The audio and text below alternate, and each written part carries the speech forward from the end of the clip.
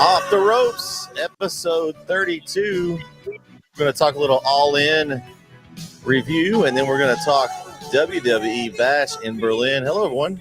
I'm Mr. NetSN Bret alongside me, Dirt Sheet Brandon Ogden, and the Big Oots tonight, KO Kyle Owens. How's it going, guys? I just need to know. I didn't know we got the rights to Europe's final countdown. That's pretty sweet. We got the rights, Kyle. It was only about seven figures. You know that's how we roll here. That's pocket change for you, Mr. NetSN. NetSN, DSN. We had the rights, man. It was only that was the only song we could play after that. Of course, there were several, but with that great performance in the main event, just a touching moment. The crowd was high all night, but really hot at the end there for Daniel Bryan getting the win. How are you guys going this week? Kyle, I've talked to you once. Brandon, how's your week going? Going good. Just a lot of wrestling going on. It's a lot of wrestling. We got high school football starting this week. Kyle and I were on our show earlier this week, and as it came on yesterday. If you hadn't checked that out, make sure you go check out our Beast from These show. Had lots of people message me and really liking the show this year, and I'm enjoying it. It's Kyle. I don't know if it's you, but I feel good because I get to talk a little football, and then I get to talk some wrestling too. And so I'm enjoying getting to do both this year. Not that I don't love high school football, but we get to fit in some wrestling this year. It kind of breaks it up. I know we all are out covering teams and doing stuff, especially on Friday nights. But it just kind of gives something else to talk about. It's a nice break. Well, with football starting now, it's going to make wrestling watching even harder because we're going to miss all the Friday night SmackDowns live because we're all going to be at football games. And Saturday's college football, so how are we going to squeeze in SmackDown during college football? I mean, it's going to be interesting. We think there's a lot of wrestling now. Just wait till we add football on top of that. Then when the NFL starts, you got football on Sunday when you're going to squeeze wrestling in. I mean, it's going to be busy. That's kind of why our cast has kind of shrunk. I think some of those guys are having trouble getting it squeezed in already, which I mean, football hadn't even started. I know, but we'll try to keep up with it.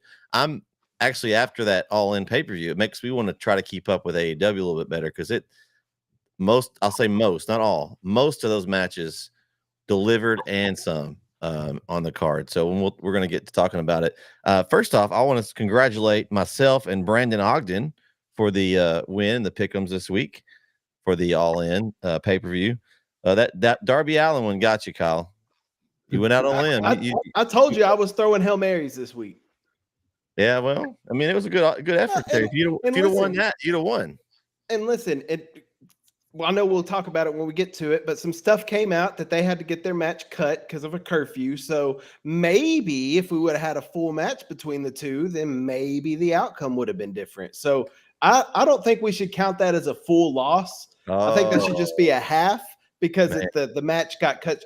I feel like I'm sounding like Professor right now. I feel like that was a very logical explanation. Well, I don't know, Brandon. Did you catch our show yesterday? No. Okay, so you didn't. I was a little busy. Who was it that wanted to change their pick? Was it Corey or was it? It was Jereme. It was Jereme. Was changing the pick No. It was Corey.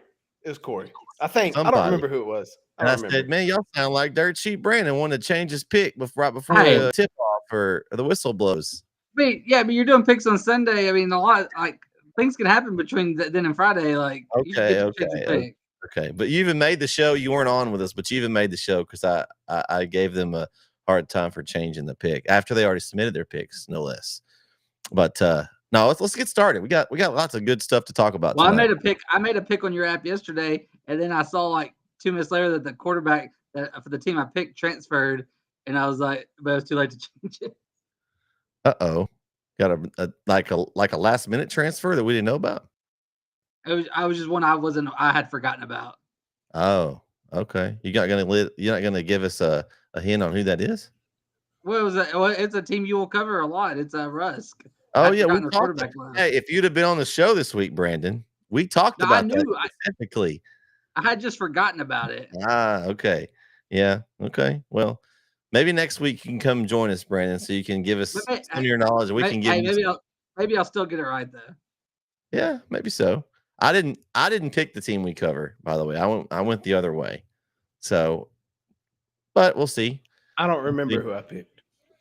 Well, you didn't have your picks done, I don't think, until you picked them as we were going. I picked them live, and I think that's going to be my strategy because that's just that's me picking with my gut. You know what I mean? And it's live, real time. You can see me going through the process of why I'm picking the team. So, okay, it's a good strategy. You could be like Corey and have your theories. You did have one theory, but I did have one theory. Corey's already bringing the theories out early. It's just week 1 too. Week 1, WEAK, and he's already bringing out the theories. All right, let's look at this this AEW card, guys. Overall, I was thoroughly entertained for the most part in this card. What did it sit about 4 hours? Not counting the pre-show, but like start to finish was about 4 hours, wasn't it? So not it was right at 4 because they had a curfew at 10 over in England. Oh, was that okay? That's what you're talking about, the curfew. I was wondering about that. I was like, is somebody in trouble? They have a curfew, like one of the wrestlers. I didn't know it. I guess I didn't see that. But no, I like that. 4 hours. It was action packed. It was good for the most part. I was entertained the whole time. They did add some interesting matches in the pre-show. I didn't catch the 16-man tag. Did you guys catch that one? I didn't see it. No, that was it was ending just as I walked in the door, so I didn't see that one. I saw the 10-man tag. Okay, yes, I did. I saw the rest of it. We had to cram 26, 30 people on a pre-show real quick. Well, he got them all in there, I guess. I don't know. I didn't see the thing is, like AEW does that, and then because then you have the gauntlet later. The AEW does it. They try to get everybody on. It's like pay-per-views are supposed to be special. Like you're supposed to earn your way on. Thank you. And but they try to get everybody on. They just need to have a battle royal or a Royal Rumble on every pay-per-view almost is basically what they have 30 people just on the 0 hour. So well, I mean, I didn't see that 16-man tag, but I'm sure they probably had some cool spots or whatever, but I didn't actually see it. So I don't know how it went. Now I did catch the 2 other matches. We had we picked the Willow Nightingale and the Ishii versus Chris Statlander and Stokely Hathaway. That was kind of entertaining. I was interesting letting Stokely get in the ring. I think for a pre-show match, it was fine. I think we all had Willow Nightingale group in that one, so it went how I thought. It was fine. And then we had the other tag match, which I didn't realize Dustin Rhodes had 2 titles. He's got a tag championship and a trios. I didn't realize that. Because I was wondering how all these guys connected, and they were all. It was basically him. It was his tag partner and his other 2 tag partners. Yeah. Well, what happened is when they were doing their residency in Arlington at the esports arena, they were doing Collision and Ring of Honor. They did a Ring of Honor pay-per-view. And so either at the Ring of Honor pay-per-view or the Collision is when they won the trios titles. And then on those random Sundays, they would let people come for free and they would do Ring of Honor TV tapings. And that's when they brought Sammy back on a TV taping with like 20 people in the crowd. And he came and helped Dustin after a match. And then he said, "Hey, I'm from Texas. I want to be with you guys." And so he's like, and Dustin, obviously they have, Sammy's done a lot of people wrong in his day, so he was a little reluctant, but he finally said, "Hey, let's do it." And they got a Ring of Honor tag match against Bennett and Taven the other day, and they won it. I think that was on Rampage, or I actually watched that match, but I never thought Dustin Rhodes and Sammy Guevara would be tag champs, but I think that they're going to do a little run with Dustin right now, and I think he will have a prominent match on All in Texas next year. I don't know in what way, but he will be featured on the main card in All in Texas. I think that's I'd lock that in. Hey, Brandon, who's going to be at All in Texas next year?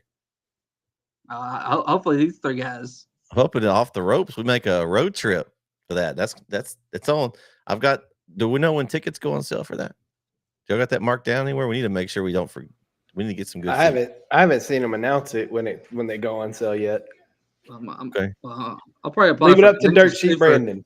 I'll probably apply for credentials too and just get the media ticket and do the media scrum. And hey, I wonder if we can all do that. I don't know. Last time it worked. I don't know.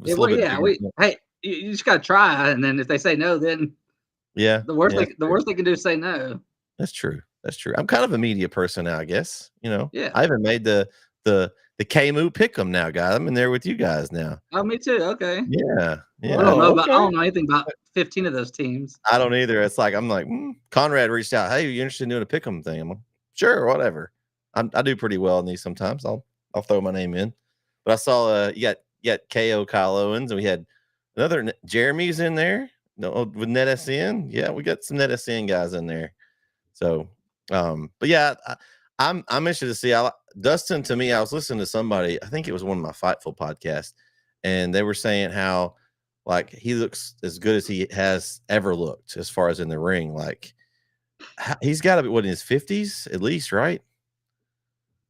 I remember watching him in WCW like when I was a kid, and I'm about to be 40. So I mean, he hasn't. I mean, he's gotten older, but he still looks great in the ring. I'm to the point where if he can still perform in the ring and he's still entertaining, I mean, he can't be any worse than the Learning Tree. yeah, Dustin Rhodes is 55. That's Kyle's favorite. By the way, It's funny you say that because I'm watching Dynamite and Learning Trees on TV right now as you say that. So it's perfect timing. Aren't they doing like some? Is they doing some big tag match tonight or something? Or Yeah, there's an all-star 8-man tag between the conglomeration and and like Hook's honorary conglomeration tonight. Yeah, and for some reason Roderick Strong's with the I don't whatever. Is he with the Strong Tree, the Strong Roots? I don't know. He's the Strong Roots. There it is. That's how he ties it. Okay. Well, but I if they can go do a tag in a tag group, that's fine. I just don't want him on he doesn't need to have a singles title to me, even though it's not a real title that he held anyway. All right. So does anybody y'all got anything else y'all want to talk about the All In 0 Hour? Y'all ready to move to the card? I mean, it was cool. It was cool seeing the Kevin Von Erich out there doing the claw. I mean, that's always cool. And then Brian Cage, he is a big dude. And remember, the last time they did something was with him when he was with Taz. They he had to run them, but now he's just kind of buried. But yeah, he shows you how athletic he is. He's athletic and he's big. He's strong. Like maybe they should have him jump off of a brick wall onto a car on somebody. I don't know. Yeah. Hey, what I'm about to say is the exact reason it shouldn't have been on the pre-show. We haven't even mentioned that Jamie Hayter, Becky Lynch 2.0 came back on the pre-show. Oh yeah. So but if it would, they threw her on the 0 Hour for no reason. We expected her to come back, but not on that. I thought it was Becky Lynch at first, honestly. Like before I saw I saw the hair. Like it's like no way. If they would have brought her on the 0 Hour, I wouldn't even watch the pay-per-view. I would just. But I mean, I guess that's what sticks out to me with the 0 Hour. I didn't really watch the 0 Hour. The only thing I cared about on the 0 Hour was Hayter coming out, and it came out for a nothing spot against Saraya, and she had a match against Harley Cameron. Like, what? I mean, we have Hayter gone for over a year, and she's coming back to this. Like, I'm on the 0 Hour, not even on the main card. Like, I get you brought her out in London, and she got a big pop, but. You got the crowd going a little bit, maybe. I mean, yeah, I thought she would come out in the Bret Mercedes. Yeah. And that match, we'll talk about that, but that match could have used her. It needed it. Yeah, that's true. Okay. I don't think that would have even helped. Yeah. Okay. All right, let's go. First here we got the FTW Championship. Hook versus Chris Jericho. Wait. Hi, guys. You're not gonna start with the first match on the card? Well, I was just going up my list. I can't. Do you have what the exact order? Yeah, the first match was the ladder match, 4-way ladder match. Oh, it was the ladder match. Okay. The London ladder match. No, I mean they were short ladders too. Yeah. Have y'all ever seen such short ladders in a ladder match? They finally got they finally got a tall one in there for Pac to win it though. When I was watching it with my mom, and she was like, how are they even going to reach that from I said, Mom, these ladders usually aren't this small. Like, I don't know what's going on. Also, the belts were hanging way down too, like lower than normal too. Still though, it looked funny. I guess they thought Hornswoggle was in them. What do you need? Hornswoggle would have struggled with that too. What you needed a even bigger ladder for Hornswoggle though, because he's short. I was talking about the belts hanging down. Oh, okay. Because the belts were really low too. Like, but not this. I like the match. I mean, I always like these ladder matches because you can do some cool spots. I was now I heard you guys dirt sheet. I'm sure you've got this. This is not how they scheduled the match to go, but Death Triangle was no longer an option. So when they're going to WWE is a rumor, or at least not minus Pac, and he is involved later. But man, I don't know about this. This is interesting. I like the Blackpool Combat Club. I wasn't expecting him. I don't think we didn't pick this match, did we? Because we didn't know who was the extra team. No, I think we picked. I think we all picked the Patriarchy. Oh yeah, we did. That's right. Because I have here TP. Okay, so I was really surprised here. Of course, we saw the Patriarchy wasn't done, as we saw later in the pay-per-view.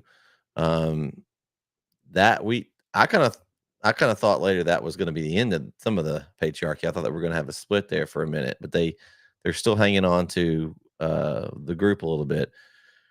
But I mean, overall, the match was good. There were some great spots in this match. I really enjoyed it. I like ladder matches though, because it's always something different. They always seem to find a way to do some cool spots. They climb up the ladder. It's funny.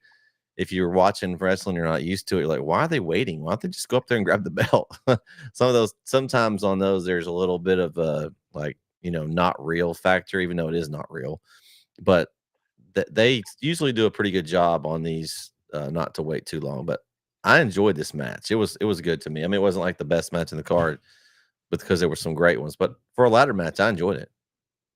Is Pac in the Blackpool Combat Club now? Because now AEW is starting to do what kind of what WWE used to do, just like randomly throw people together as a team.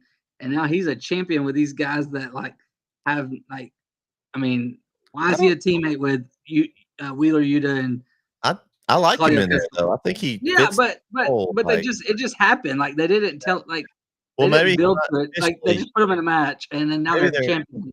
Maybe he's not officially in, and then maybe they add him, officially later. Right. Yeah, I just don't like. Here's what I crap on WWE for doing that all the time. They just randomly throw people together and give titles to them, and now.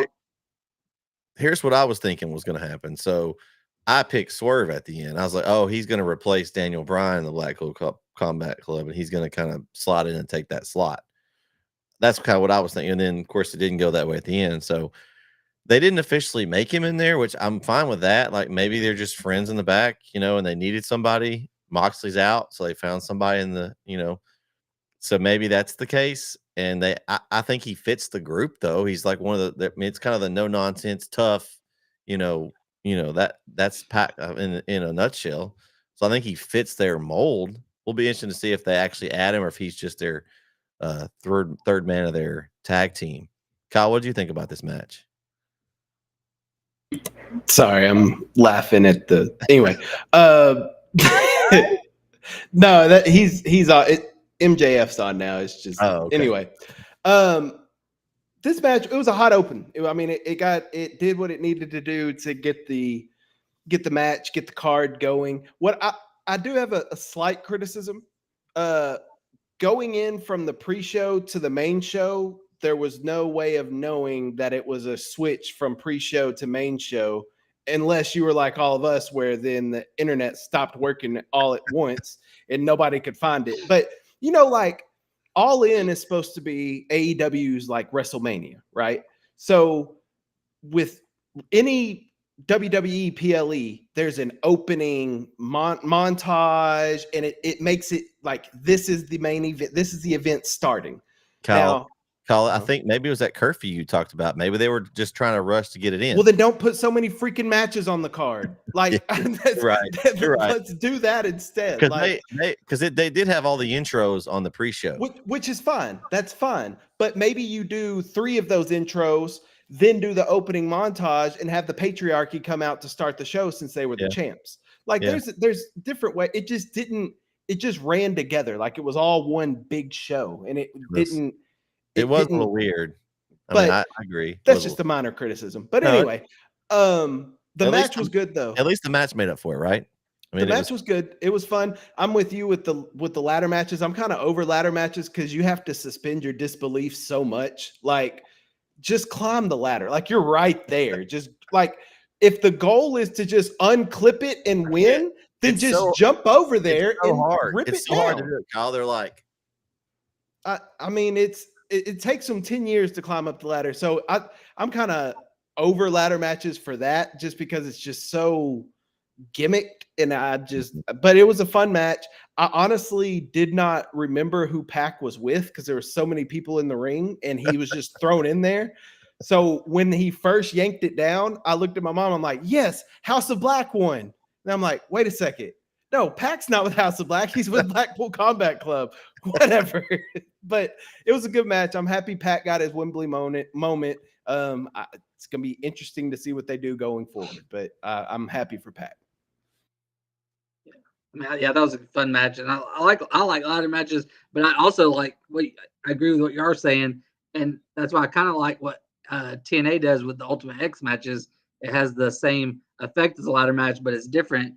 You go across wires, and that actually looks difficult, and is going to be tougher to get there than climbing a ladder and picking a belt. Like, yeah, I like the Ultimate X. I think that's a cool gimmicky match, but it works. It's different. And it's, that's a big deal. Like, isn't that where they can trade that in?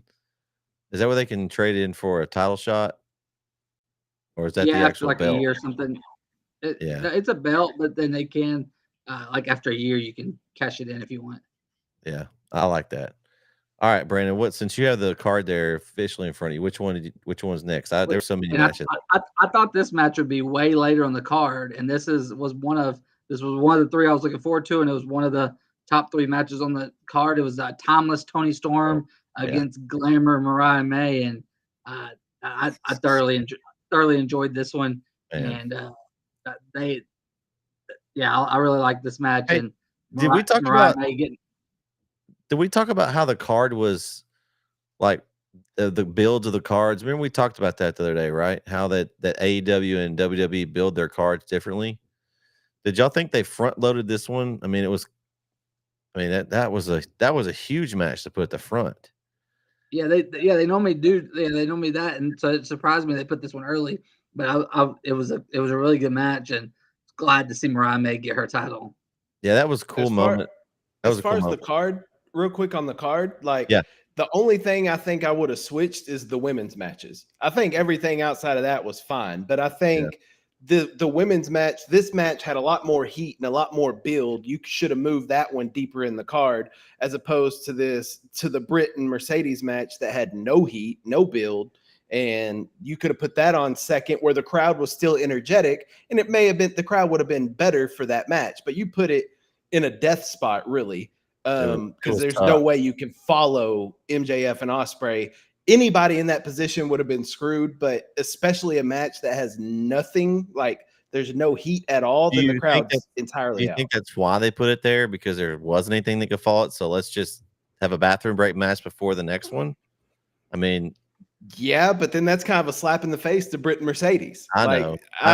But I don't think Tony's going to do that to Bret. It did Tony Storm and Mariah May. It made to me, not having it there made their match even bigger because it was at the beginning, and we were like, oh my gosh, because we were into it, and we're like, it got me like on the edge of my seat. I was enjoying that. I think it might have hurt them if you put them after MJF Ospreay. So maybe that is why they moved it up because it's hard to follow. Yeah. It's hard to follow Ospreay anyway, and then they had the feud with MJF was so great, like that it would have been impossible. The only match that could have followed that would have been Swerve and Danielson maybe, but then you don't really want to put those back to back. I mean, I don't know. I'll enjoy this match. I'm glad that they went with Tony Storm. What a run though. I mean, when she first had that gimmick, I was kind of iffy about it. I was like, this is kind of dumb, but then she really did a lot with it. It'll be interesting to see. I've heard rumors that she's going to kind of change and it may come back with some different gimmick. I don't know. We'll see what happens. But I end up enjoying her whole spiel, and it worked out well for those that didn't know who Mariah May was. I mean, because I had to kind of look her up, because she's not one that I had heard of. And they did a really good job of putting her right there. It's kind of like where Tiffany Stratton is right now. Not to the same deal, but kind of sort of like that. She's got was it the not the Money in the Bank? They got the Owen Hart Cup, right? Where she can get she won that so she can get a match, and they immediately turned her. Now you've got Tiffany Stratton the same. She's sitting next to Nia there, and that's going to be a similar turn. We'll see how they do the story in WWE. But I like that they went ahead and did it because I was not expecting that yet. I don't know if you got. I mean, and it was brutal with the heel of the shoe. I mean, she brought the shoe out there. She took a rough spot and was busted open. That looked nasty. I don't know. They said it was supposed to, but that looked nasty. But this match was hard hitting. It was I think y'all did we comment and we were on the chat about how Toni Storm's chest was like all like just red and like raw. Like I mean, those shots were legit. It was hard hitting.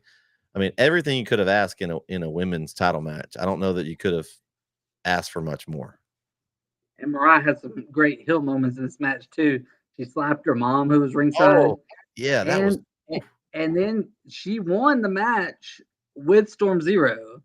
Like she beat Toni with her own move to win it, and so like it's just heck of a run Toni had, but heck of a run Mariah's had. She hasn't been there very long, and they strapped a rocket to her back, and she became a champion quick. And so, but I'm excited to see what she does. And excited to see what's next because I'm sure Toni will get a rematch, and then if Mariah wins that, where do they go from here? Can Mariah keep that momentum when she's not feuding with Toni?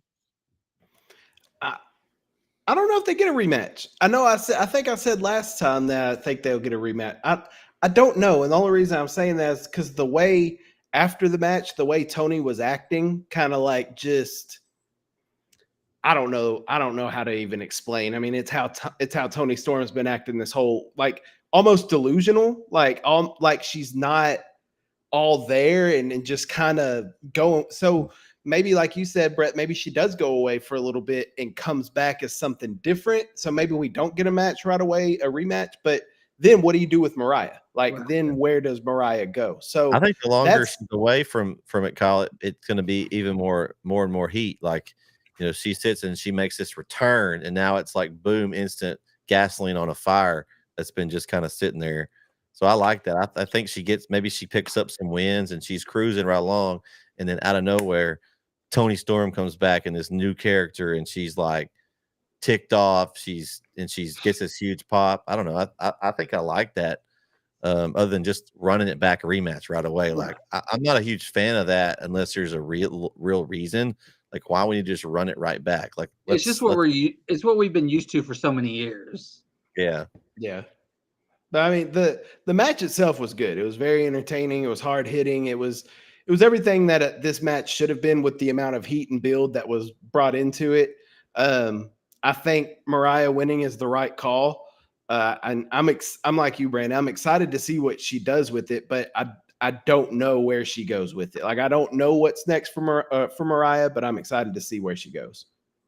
And, Dave Meltzer gave his star ratings for this match, and he had to have been drunk because he gave this one a 1.5 stars. What? And you're going to, and then you're really going to love what he gave the next match. Man, a 1.5 star. Yeah. Man, we need to have an official off the ropes rating of matches. Yeah, I mean, I would give this one a 4-star. Yeah, I was going to say 3.5, 4. Like, yeah, it was solid. I mean, I don't know. I don't know about that. I don't know where he's getting his ratings from, but 1.5. I don't know. All right, Brandon, what was that next match? Oh, it's Kyle's match of the night. Hi, guys. Oh, that's the Hook Jericho match. Okay. Hook. And you did it again. You brought up Learning Tree, and they're on TV again. He's back on again? They're on again. Oh, my gosh. He got a pre-MJF segment and a post-MJF segment? Yeah, well, the first time that he came on, it was a backstage segment. They were talking, and now their entrance is now literally Jericho's on TV. Oh my TV time God. with Chris Jericho. It's Kyle's favorite moment of this evening. Man, I what I got live I got for. semi excited there though because he comes out and I see Fozzy and I thought we are about to hear Judas. Yes. I did get a little pump there, but we didn't get that. No, we And, did not. So Yeah, is this his entrance song? They do his entrance song. Then I didn't know it was one of his songs, honestly. Yeah. So Yeah. Because that's singing it. Yeah. yeah, well, then it doesn't surprise me. That was the only one I knew was Judas. So I really kind of just didn't like the gimmick so much. I kind of ignored his entrance song. I'm like, I don't like this. Like his entrance was so over, and you gave him this crappy one. Now I'm done. You know, at least if Jericho sucks in the ring, at least his entrance was good, and then I could enjoy that. But they kind of made it hard because they want him to be disliked, and it's hard to dislike him. He was healed that whole time. He was healed that whole time. And still I know, singing but people were still popping to his music. So I guess, hey, we're gonna just get. I mean, even though it's not even good heat, it's go away heat. But yeah. But speaking of entrances too, I also like that Hook came out to the start of it was Taz's old music, and I thought that was kind of cool. The beeping and so. But this match sucked. And how many stars, Brandon? I hope it was either a misprint or he was drunk because he gave this one. I know it has to be wrong, but he posted it. But he gave it 4.5 stars. 4.5 stars. What is going on? I'm telling. We need our own rankings. We need our own rankings. Let me share this with y'all. I'm gonna share this with y'all in the group chat. Okay, man. 4.5 stars. Jeez. Holy cow. Okay, so I'm gonna be honest. My favorite part of this match was when Taz got up and did the Taz mission on the outside. That was my favorite part of this match. Yeah, I mean, that was awesome to see. Like, I'd heard rumors that he might be getting involved, but he's so I don't think he can move very well at all. And so to see him come out and do that was cool. 3-time FTW champion now for Hook. So he has the most title reigns, which it fits.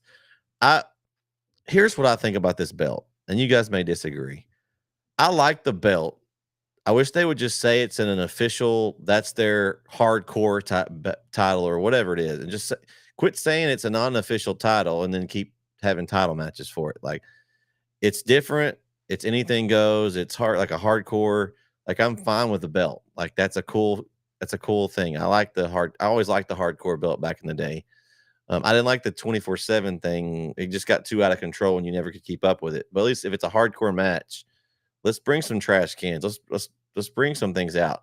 I like that, but let's just make it an official belt, and that's like a hardcore title. Let's just quit saying, "Oh, this is not an official AEW title," when they're having a match for it on the pay-per-view card.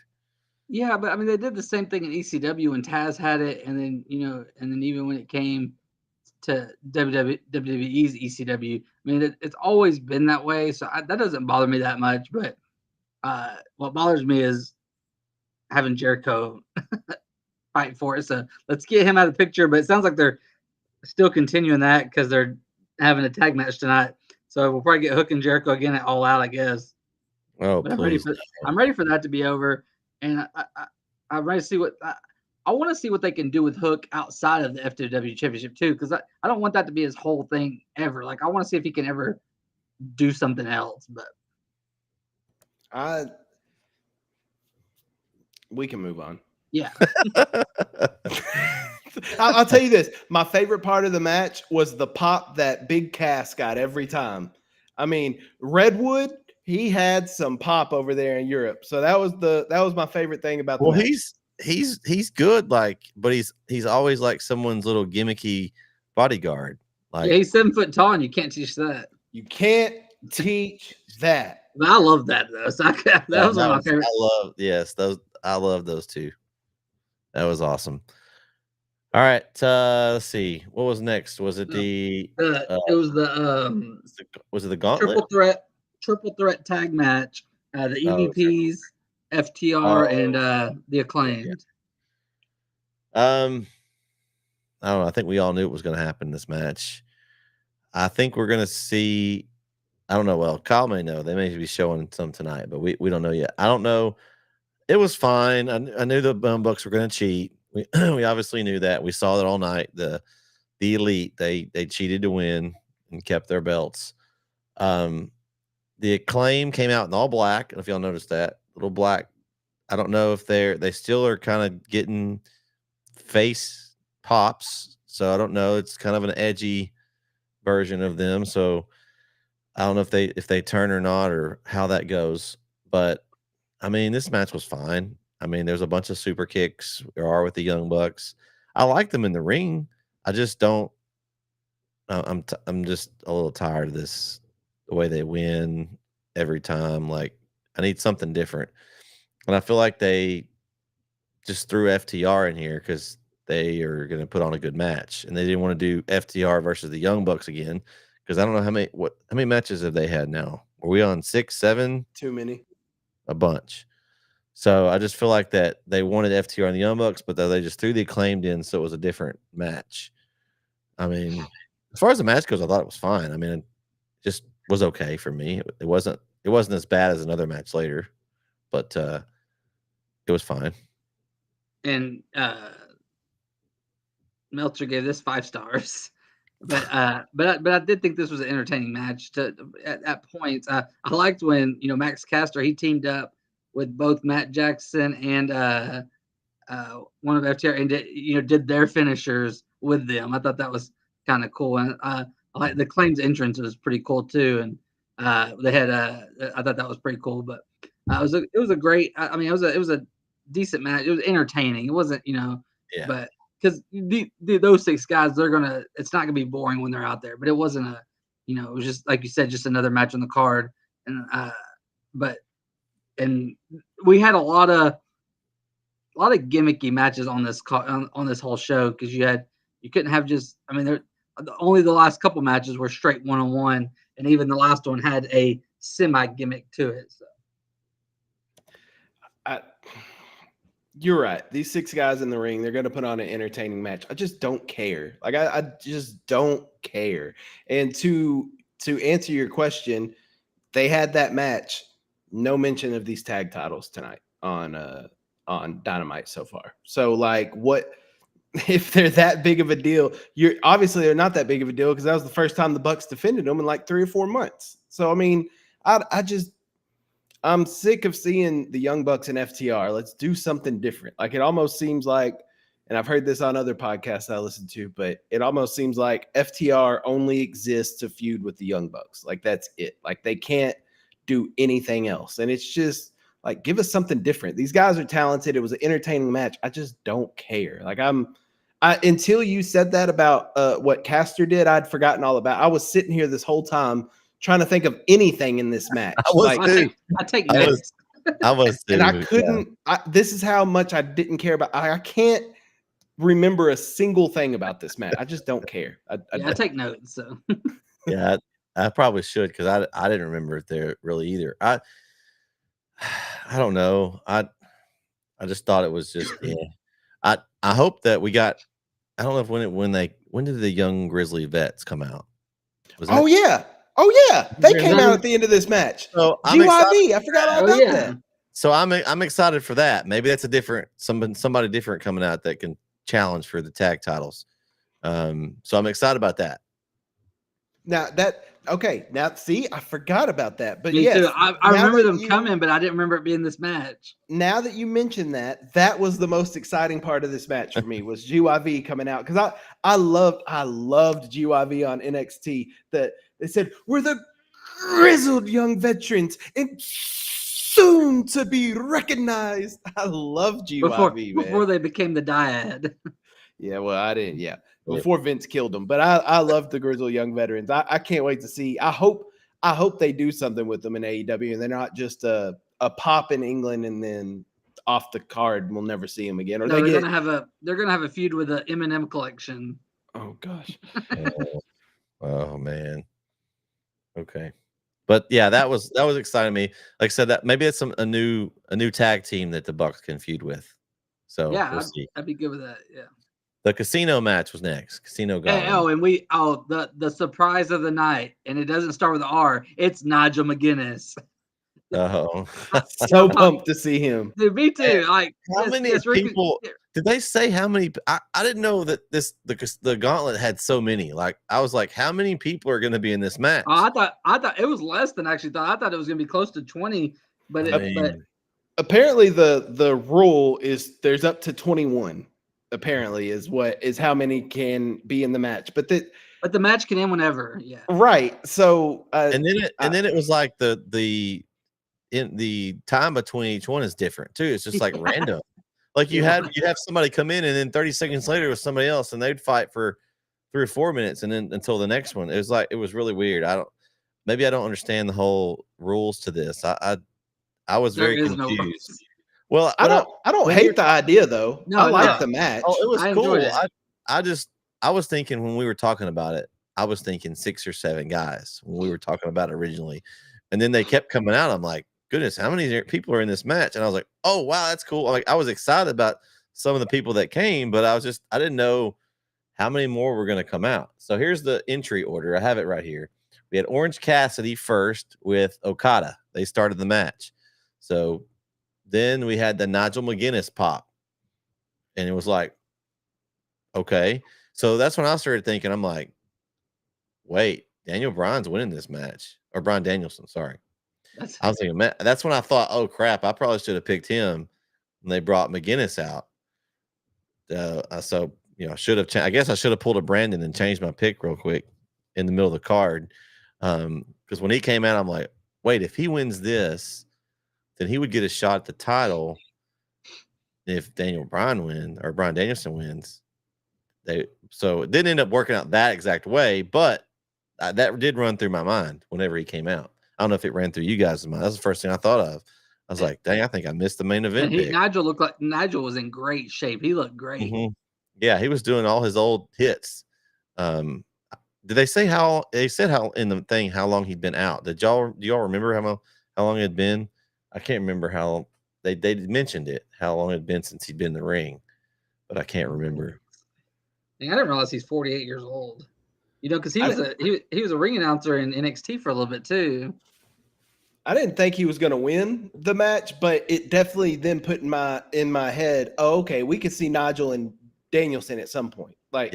Or Daniel, excuse. See, now I'm confused. Yeah, Bryan Danielson. Yeah. It looked like 2016 was his last match. Wow. I mean, he looked like he hadn't missed a beat. Then you had Kyle O'Reilly come out. That's fine. I like Kyle O'Reilly in the ring. He's fine.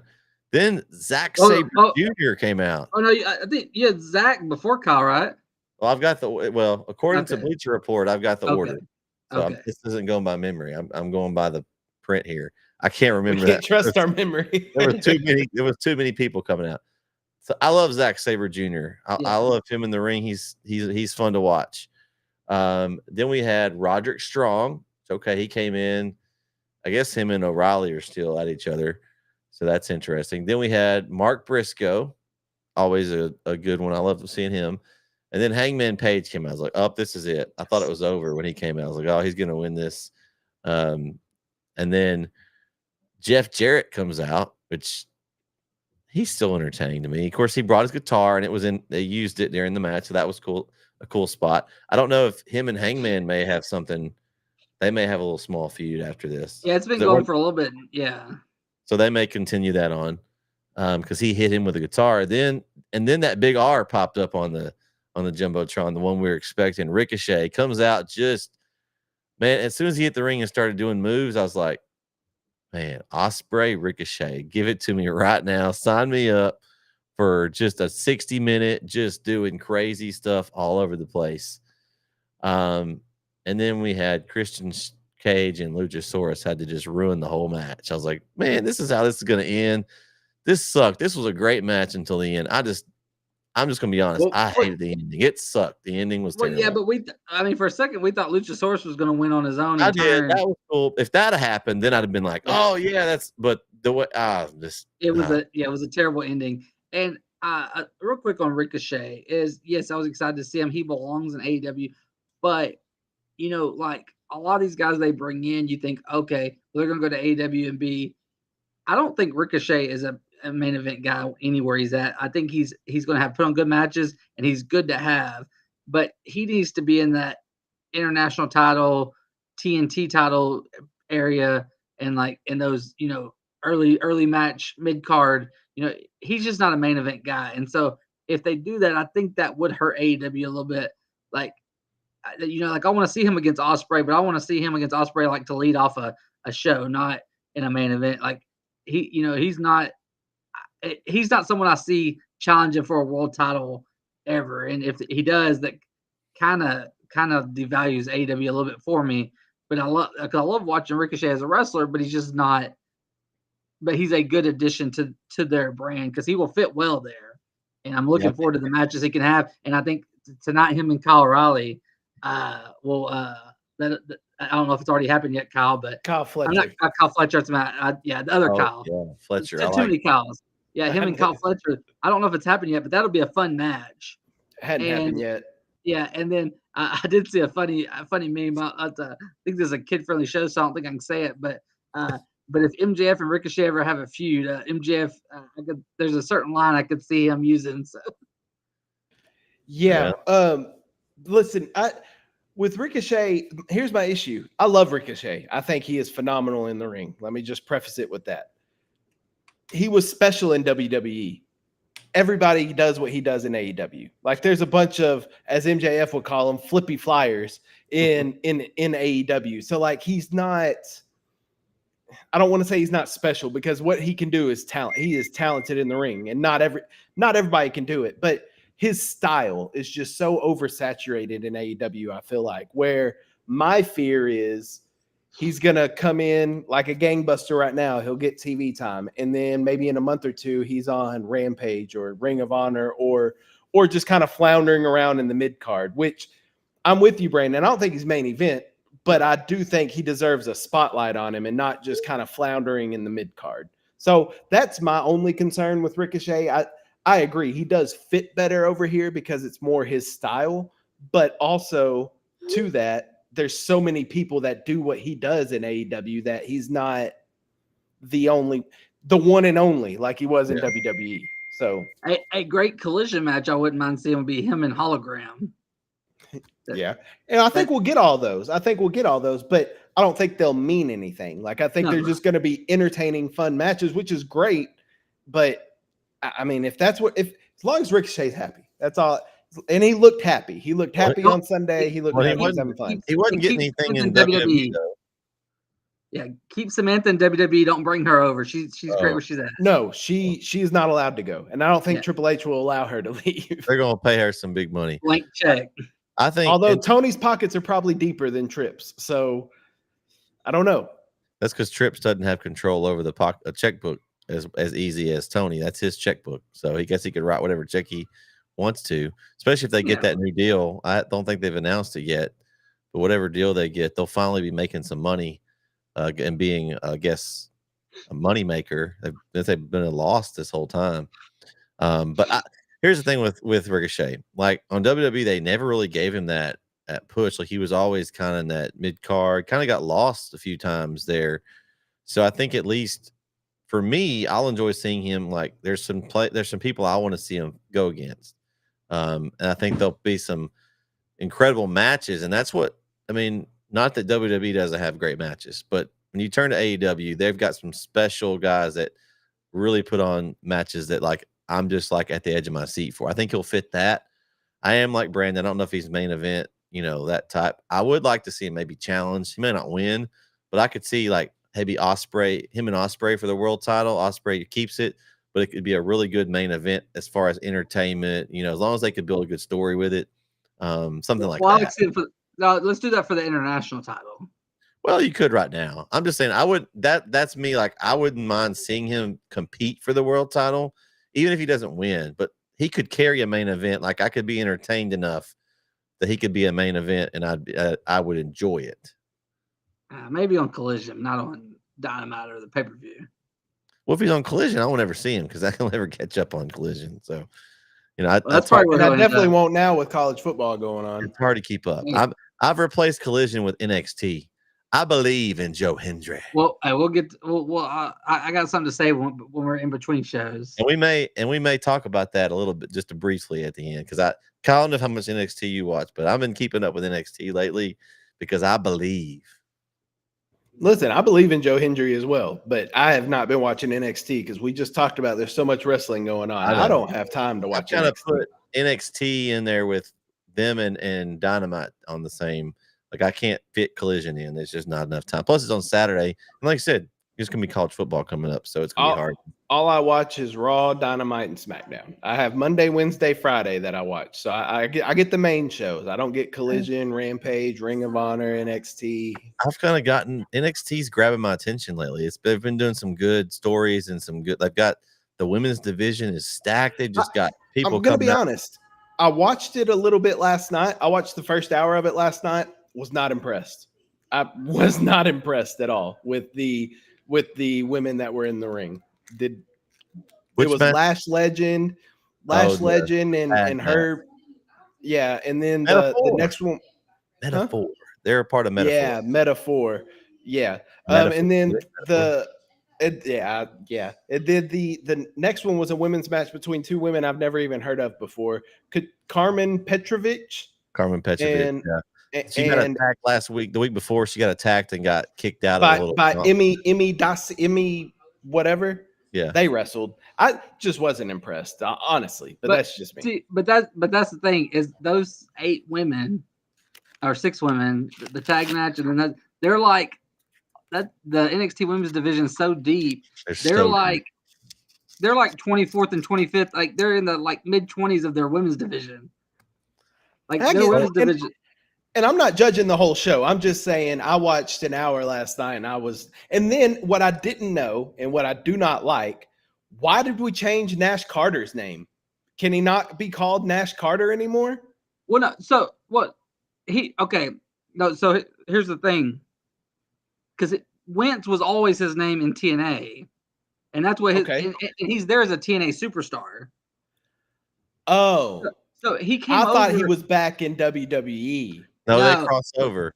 TNA and NXT crossover. So, Wesley's the only one, but the two Rascals, they're in TNA. Okay. Because he got fired from WWE. I knew that. I knew that. But when they were MSK, he was Nash Carter. So I thought, I didn't know. That makes more sense now that he's in as TNA, so that's his TNA name. They have a match against each other. So right. Just check out the pay-per-view this weekend, Kyle. West turned on the Rascals. But let's finish talking about AEW let's finish talking about AEW, and then I got something to say about. Yeah, we'll get that in. All right. So, Kyle, I don't know if you heard us talking about. We just thought the end of the match sucked. Like, I didn't like it.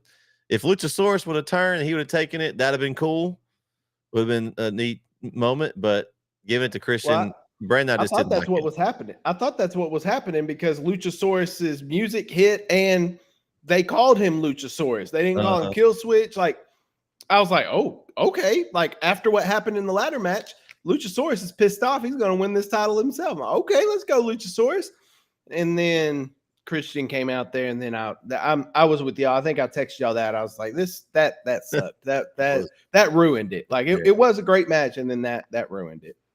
The next match, man, MJF and Will Ospreay just couldn't ask for much more in this match. You got the Lex Luger inspired tights from MJF was interesting.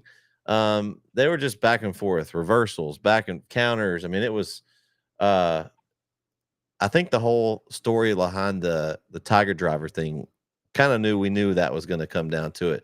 Was he going to do it? Was he not? Pulled the trigger on it, and just an incredible moment for him in his own country there. I'm glad that they had him lose it before because I think it was a bigger pop. Now he wins it back. Interesting part at the end, we see he didn't want that American title. He's back to the international. So question is, guys, and Kyle's probably already a spoiler. He's watched the show. We kind of thought, well, maybe MJF tries to keep that belt and it splits off somehow. Like they need another belt, but we'll see what happens. But man, this match was just from start to finish, just incredible. Like I was on the edge of my seat the whole time. Yeah, this was the match of the night. Well, co-match of the night. I was gonna say I like this one in the main event. They were pretty much co. Yeah, but this was awesome, and we knew it would be. Anytime Ospreay, you can put him against anybody. I mean, you can go.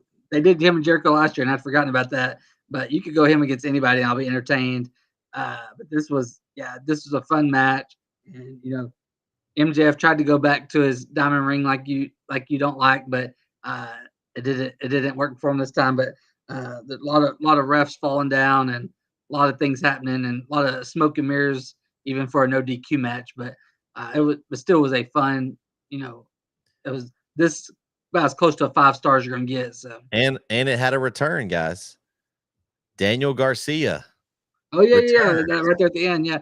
I'd almost forgotten about that, but then yeah, that was, and he kind of, that's when MJF got kind of distracted a minute there. Garcia comes out, and so now we've got that possible feud. I'm sure that may be something that Kyle may know probably now since he's watched some of the show. I'm sure MJF is not happy with Mr. Garcia at this moment, but that was huge. I was like, I kind of forgotten about him, honestly.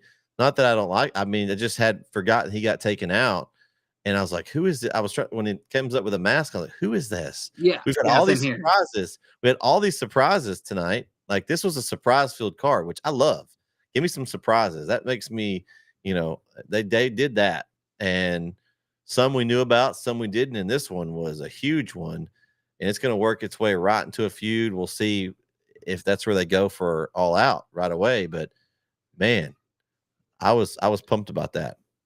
One thing I thought was funny is after the match, when they brought the international title back out, Bryce Remsburg stepped on MJF's chest to give Ospreay the belt. I thought that was pretty funny.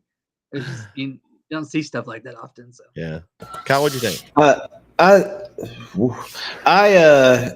not gonna say anything about MJF what he did on the show, so no spoilers for that. But the Mariah May. Shucks, Bubba. Anyway, I do not need to watch Dynamite when we're doing these shows because this is very distracting. Does she have 10 toes, or are they all the same length, Kyle? Or are they pigeon toes? Who cares? Who cares at this point? I mean, it does not even matter. I didn't see the toes. Anywho, what were we talking about? No, but you didn't watch the shoe. MJF and Will Ospreay. Yeah, that okay. To me, this was match of the night. Now I know the main event. I think that emotional story wise, that takes the cake. But as far as in-ring action, this was match of the night to me because I love Ospreay. I told y'all I put my phone down for this entire match. Didn't look at it once. Like I was on the edge of my seat, wanting to know every wrinkle and detail. I do want to make one note. I hate how AEW makes their officials look like blithering idiots in the ring every single time. Like, all the matches ran together. I think it happened in another match. There was about 3 matches on this card where the refs just look completely stupid. And I'm like there was one where I think Billy Gunn, I think it was in the tag match where Billy Gunn ran in and hit like somebody with something. And the official's just like over here hanging outside the rope, just trying to give a title away. And there's a big bump in the ring. And he's just like, come on, man. Like, what are we doing? Anyway, the match was awesome though. I loved it. I think the storytelling in the match was great with Ospreay hitting the Tiger Driver, which looked absolutely brutal to MJF. Nasty. Ooh. Nasty. But then the added part of Daniel Garcia coming in, I think that was great to add. He didn't really interfere. He just kind of he was there. He was there to not let MJF cheat and not use the whatever. So I like the inclusion of that. I don't think that's too much interference. I think that was just right. But I enjoyed the match.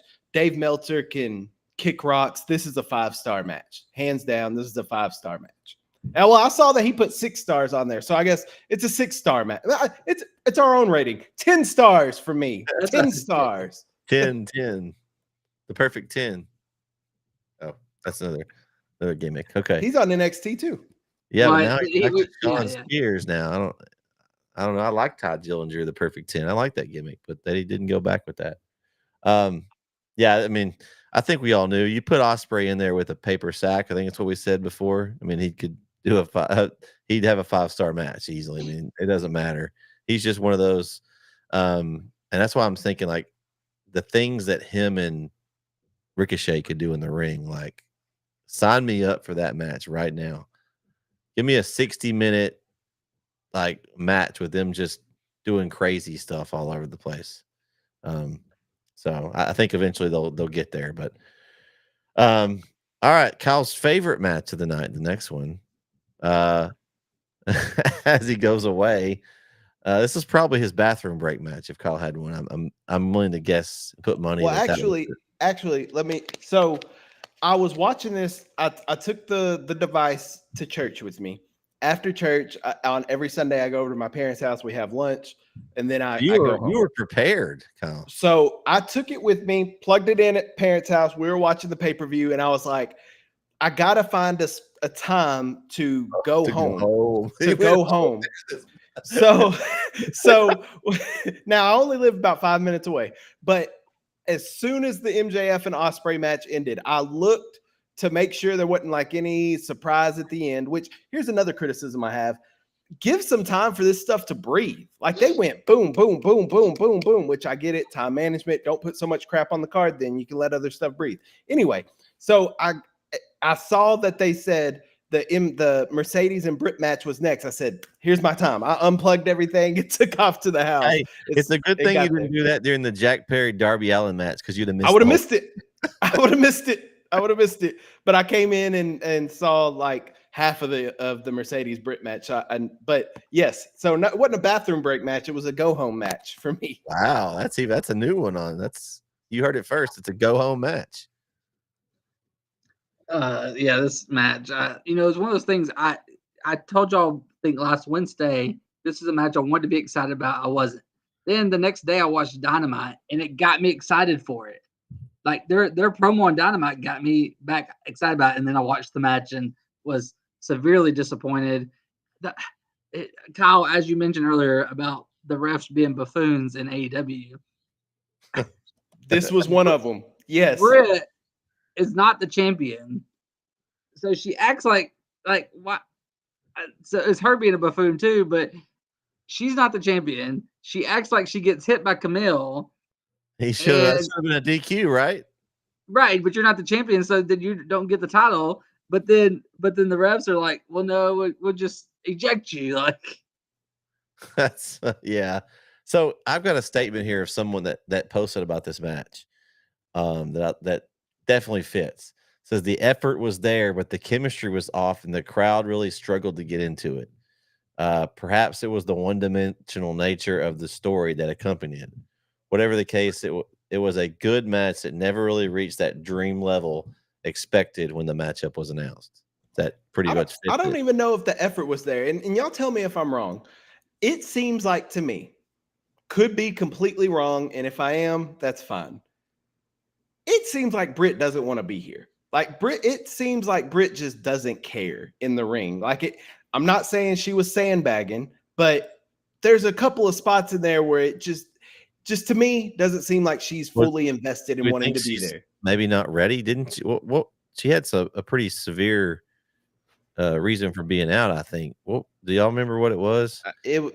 She had some surgery, and when she came back, she explained what had happened, and she was like, she was down bad, like she was really sick. So maybe it's just the season wasn't ready, and she rushed coming back. I don't know. I don't know if it just doesn't seem like it. And you're right, the crowd was completely dead, but they got put in a dead spot. I mean, you can't follow MJF and Ospreay. Like after what they did.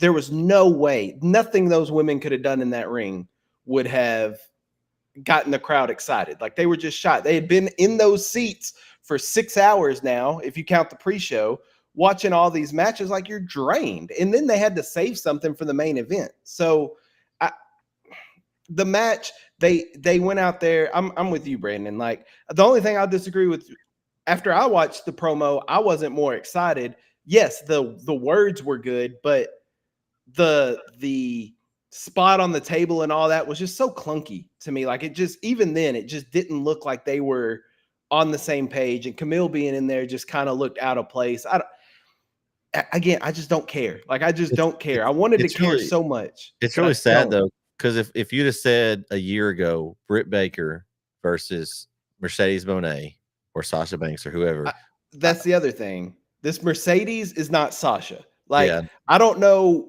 what changed, but this is not the Sasha Banks I knew and loved. This is not the same one. I don't know what's changed. I don't know. In her finisher, the Monet Maker is a terrible finisher. It looks horrible every single time she tries to do it. Go back to the bank statement. Just make people tap out. Like I was not a fan of this. Was not a fan of this. Like for me though, if like I said, if this match was a year ago and you would have told me, hey, this would be it, I was more excited about it. And it just, I think it was like expectations were up here and it didn't even get close to meeting it, which is very disappointing. Name value is way up here. And that's why they put it so high on the card, because of name value. But if you went by match build, you would have put Tony and Mariah there and put Britt and Mercedes early in the card. But just because of their names, they got put up in near the main event. I think for me, this was the worst match on the card, like by far. Well, yeah. I mean, just it was flat. I didn't care. Yeah.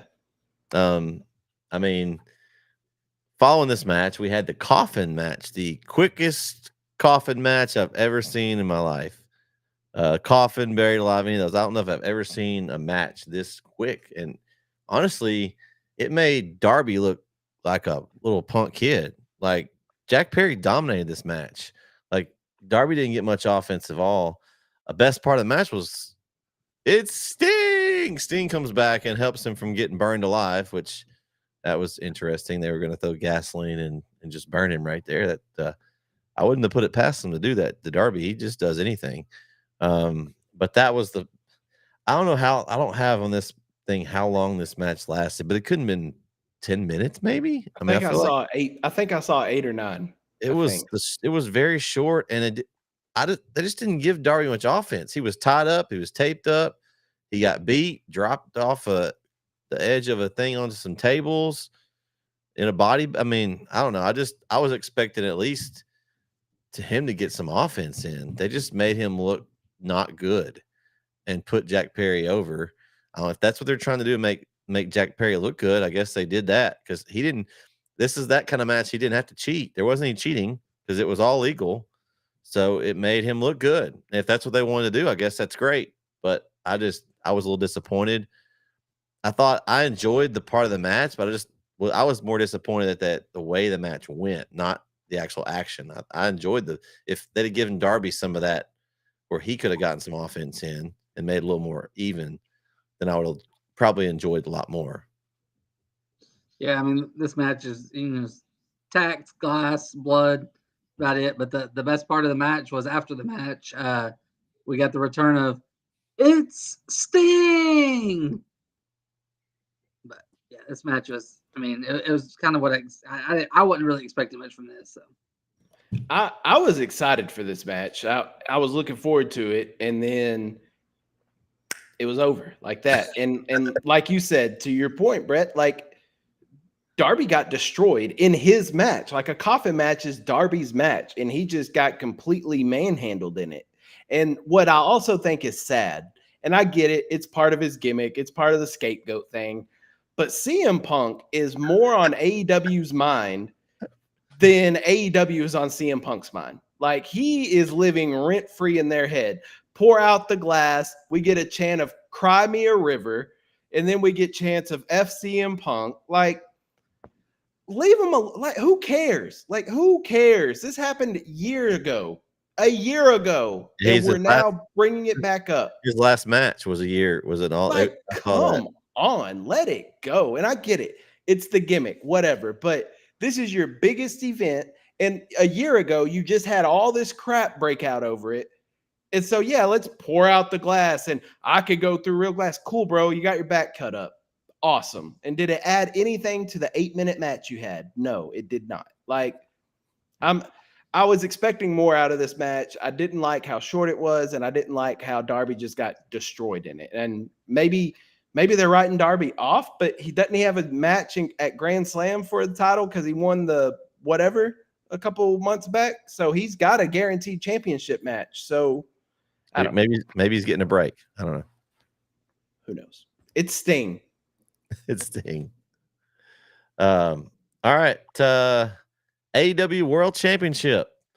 Career versus title. And we all got this one wrong, Phyllis. Bryan Danielson gets that AEW championship. Man, I thoroughly enjoyed this match.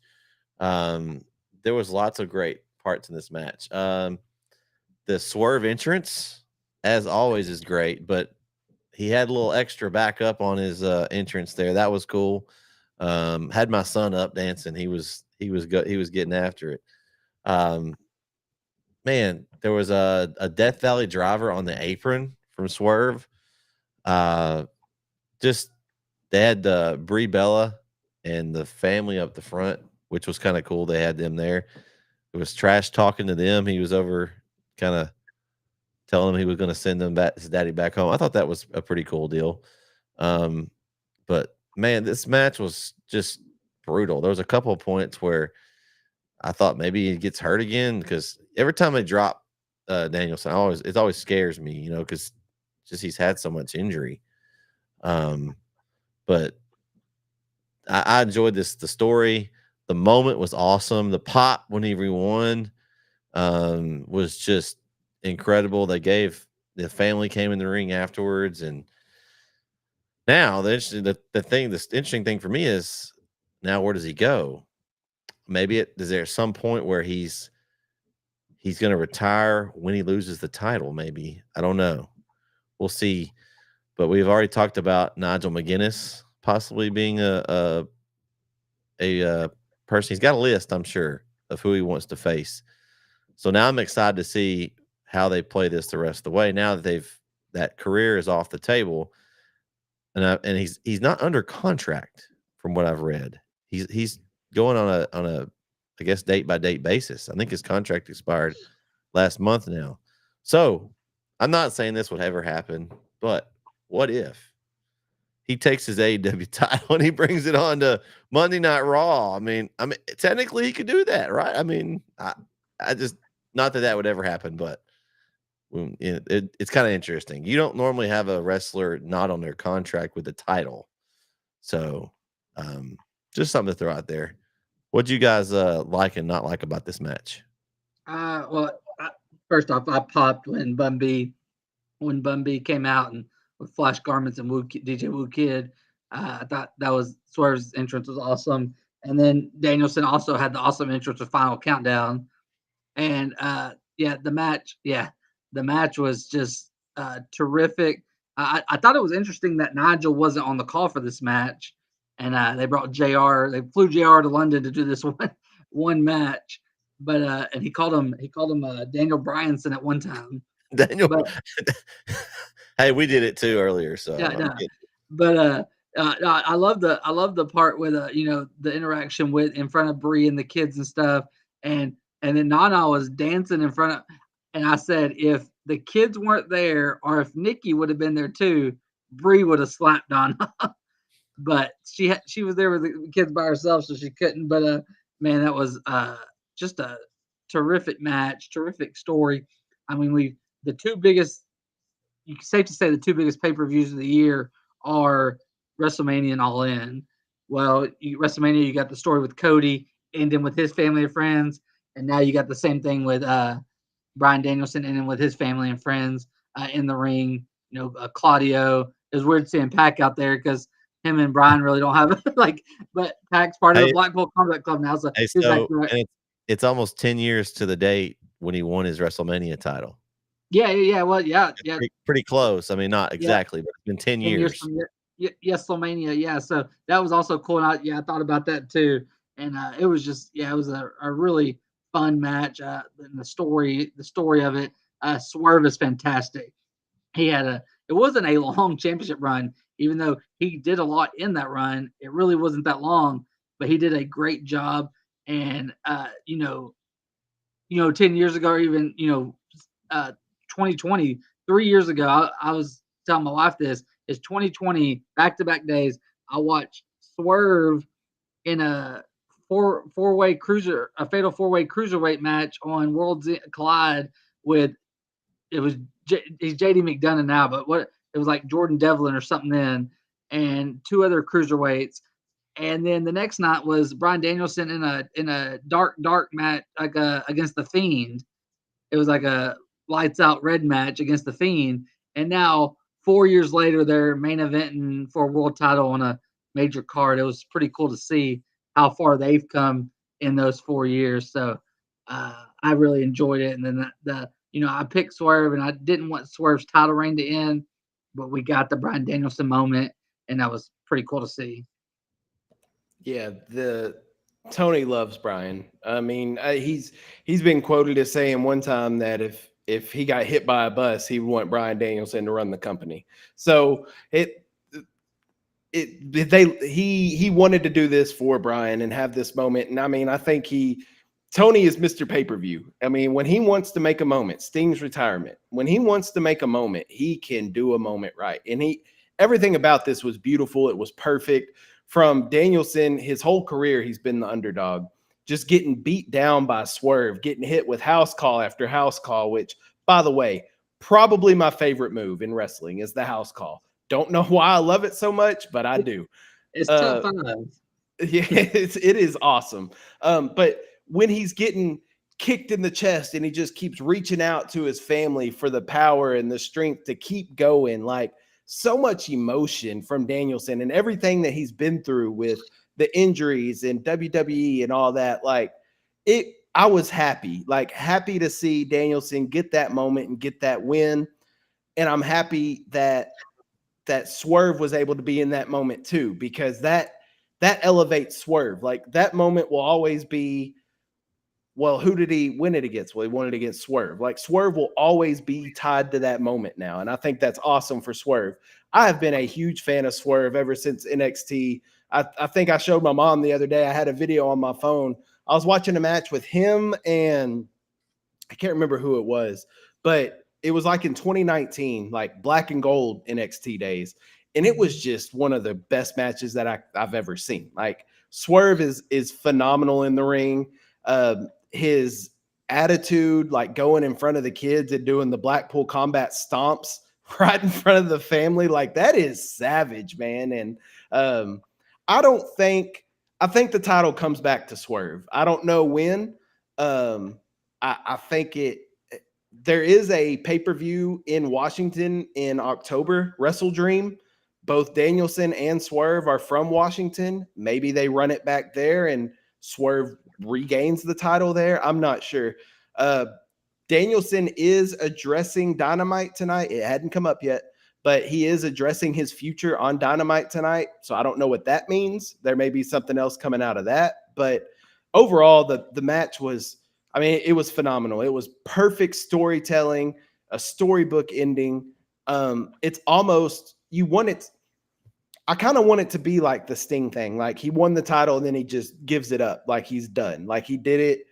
But then another part of me wants to see a run with Danielson to see what kind of matches he can have. So I don't know what Danielson's going to do, but I loved the match and I thought it was a great ending to a good pay-per-view. All right. Yeah, that was a great one, a great card. They delivered and some, I think. Overall, there was always a few of those things that we would like to change or things we didn't like. But I think overall, we all agree that was a really good card. So now the question is, they have to turn around in 2 weeks and deliver another card. At least it's not 1 week this time. Yeah, it's true. So at least it's the Sunday before NFL, right? Yes. So we'll see. We'll have a game Thursday and Friday, and then that pay-per-view Saturday, and then the NFL Sunday. I thought the pay-per-view was Sunday. It said Saturday the 7th. Oh, yes. So they did move it to Saturday. Oh, so they're going to go up against college football. they'd rather go up against college football than NFL, I guess. Right. Well, yeah. Yeah. Well, we'll see. Looks like the one we're about to talk about too is going to be going head to head with Georgia Clemson. So. We'll see, I guess. That one might be a blowout by halftime. So we might be okay. Let's switch themes here. Hello, Liv. Before we get to Bash of Berlin, I have a hot take. Okay. And Bret, you may agree with me the way we were talking earlier, and we've been talking the last few weeks, is I'm more excited for No Mercy Sunday night than I am for Bash at Berlin. There's certain matches on there that I am excited about. I am. I think Kyle needs to watch No Mercy and then get a better idea about NXT. I planned on it. I planned on watching No Mercy. Well, maybe. I don't know. NASCAR's in Darlington, and it's the cut race right before the playoffs. I don't know. Is it a night race? Mm-hmm. Starts at 5:00. And we got LSU. LSU. Oh, we got LSU and USC that night. Yeah, I don't think I'm gonna be watching No Mercy. See, what you need is you need to set up like I have, guys. Yeah. We've got 4 TVs, so then I can watch everything that I want to watch one time in the same room. By the way, what I might do is during football season, I'm off on Tuesdays, so I may just watch No Mercy on Tuesday when I'm home. Since it's on Peacock, I can go back and rewatch it. So that's what I'll do. I'll watch No Mercy on Tuesday. There we go. And then you'll be immediately tuning into NXT because you'll be hooked by then. Okay. That's how there we go. Perfect. Boom. But I do agree, Brandon. There's some matches on there. We'll talk about Berlin and then we'll throw those in at the end, and we can kind of tease Kyle what he's gonna be looking forward to on next Tuesday for him. Bash at Berlin. I've got a card here. I've got so many matches. 1, 2, 3, 4, 5 matches on the card. Is that what you have, Brandon? So far now? Unless they add any more? Yeah, 5, yeah. Okay. All right. So I'll start from the bottom here and work our way up. We got Alba Fire and Isla Dawn versus Bianca Belair and Jade Cargill. Okay. What'd you call her? Huh? Isla. It's Isla. Isla. Wait. Oh, it's because this has it misspelled on the website. That's why. Okay. Well, no. ISLA is it's Isla. It's a silent S. Oh, is it? Okay. Well, that's how much I care about them as a tag team, I guess. I think they're winning. I think Cargill and Belair something happens and they end up getting crossways somehow in this match. I don't think they're going to get back the titles again. So I think I want to see them go at it, honestly. And I think this kind of starts. There's a 6th match too. We just don't know who the opponent is. Okay.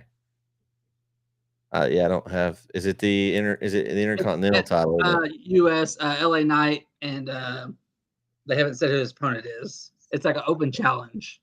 Oh, yeah, that's right. Because Breaker's not fighting. They're doing that tournament to determine. Yeah. It'd be LA. I would think it'd be Carmelo Hayes, or he just faced Santos, but I don't know. LA Knight's winning. Whoever it is, LA Knight's winning. Exactly. He's winning. LA Knight. Yeah, I'm going to write that one down. I got LA Knight no matter. You guys got LA Knight? Okay. Yeah. That's what I thought. Yeah. Hey, real quick. There's a sign in the crowd at AEW that says, "Give us the AEW Eco Belt." Brad Danielson. Oh, my. Okay. Well, I think that's what's going to happen. I'm going with that Fire and Dawn win this match, and I think that Belair and Cargill have some miscommunication, and this kind of starts what I'm thinking is maybe the WrestleMania match that maybe we get later. That's what I'm going with. And Bret, I agree with you. That's what I'm picking, and I hope you're right. But I've been reading some stuff that says that Jade and Bianca are going to win. And this is the closest. I got odds for this card, and that's the closest spread on the card. Alba Fire and Isla Dawn are the favorites, but it's minus 200, and Bianca them are plus 1. It's the closest one on the. There's a lot of lopsided ones on the card. There's some big spreads on this card. Like it's pretty much we know what's going to happen on this card, but this is the one match that kind of could go either way. I don't want to see Bianca and Jade as tag champs again. I want to see them fight each other. We got to get to that. Yeah. I think it's it's too early to do a split on them because you're going to have them feuding through September, October, November, December, January, February, March. Tag titles on them again.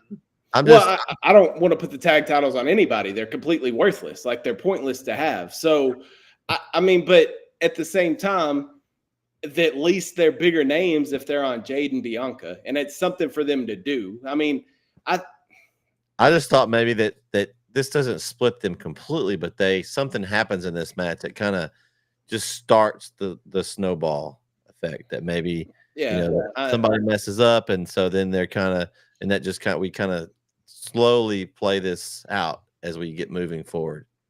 I don't. Maybe I don't even care. get to the Royal Rumble. Maybe even we get to the Royal Rumble and one of them eliminates the other one, and then it continues. I'll take Jade and Bianca in this one. Okay. Give me the underdog, baby. Well, and that's like your match last time. If it goes your way, you could come out with a win here. It's good strategy. I'm going undefeated on this card. Remember WWE I care about, so I'm going to actually try on these picks. The AEW ones I just. So we got strap match: CM Punk versus Drew McIntyre. Actually, out of all these matches, this is the one I'm looking forward to the most. I don't know if you guys agree with me on that, but I'm looking forward to this match. I think CM Punk wins because I think it's his turn to get a win, and then maybe at Bad Blood we see some kind of maybe a Hell in the Cell or a cage match or something. I think this is going to be brutal. It's going to be great.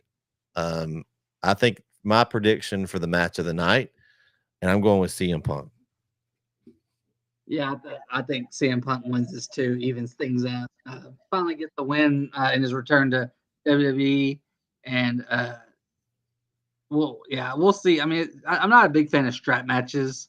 I mean, cool gimmick, but I'm more excited about their third match, whatever it may be at Bad Blood. That's what I'll be more excited about. But I'm excited about the CM Punk Drew McIntyre story and the feud, so I will be intrigued by it. I'm just not a big strap match fan. So okay, yeah, this is a traditional one too, like where you got to touch all four ring posts. It's not a strap match that we've had with Vince where they're just going to hit each other and then pin. Like, but it's a traditional match. Yeah, but I actually prefer that. I did like. I don't buy in. Like, yes, we know wrestling is wrestling, whatever. I just don't. It's not believable. Like you win by touching four corners. Yeah. Well, but I do think this throws a crazy wrench into it, and I'm stealing this idea from a podcast I heard earlier, but I do like it. What if, like, as much hell as CM Punk has caused Drew McIntyre over these past few months, it's not going to take much for Drew to snap. So, what if Drew's dragging CM Punk's carcass around, right? He touches one post. And he starts going to the next. Well, while he's dragging him to the next, CM Punk touches the post. But Drew doesn't realize it. So he gets all the way down to this last post, and CM Punk just leaps up, touches it, and wins right under Drew's nose. Drew would just snap. Drew would absolutely lose it. Like, absolutely lose it. I think that we're getting another match at Bad Blood. And I think it's a Hell in the Cell match. It calls for it. I don't know what else you could do in these next, because Bad Blood's in October, right? So we're gonna have to go through all of September keeping this feud hot, and I don't know what else there is to do for this feud. They've done a really good job of keeping it hot, though. So if anybody can do it, those two can. I agree, but I don't. What else can Drew do? Is he going to go in the ring and snap the bracelet in the middle of the ring? Like, he's going to go to CM Punk's house. I'm excited for this match. I'm with you. I'm excited for this match. I think I'm looking forward to it. The animosity between the two, I can't tell if it's real or not. Like these guys may really not like each other. Like this may all be a shoot, and I can truly believe that. So I think the animosity and the heat is there. I'm excited for this match. Brandon, what do the odds say? Who's favored? Punk is favored -400. McIntyre's +250. We got to change your name to Odds Maker Brandon.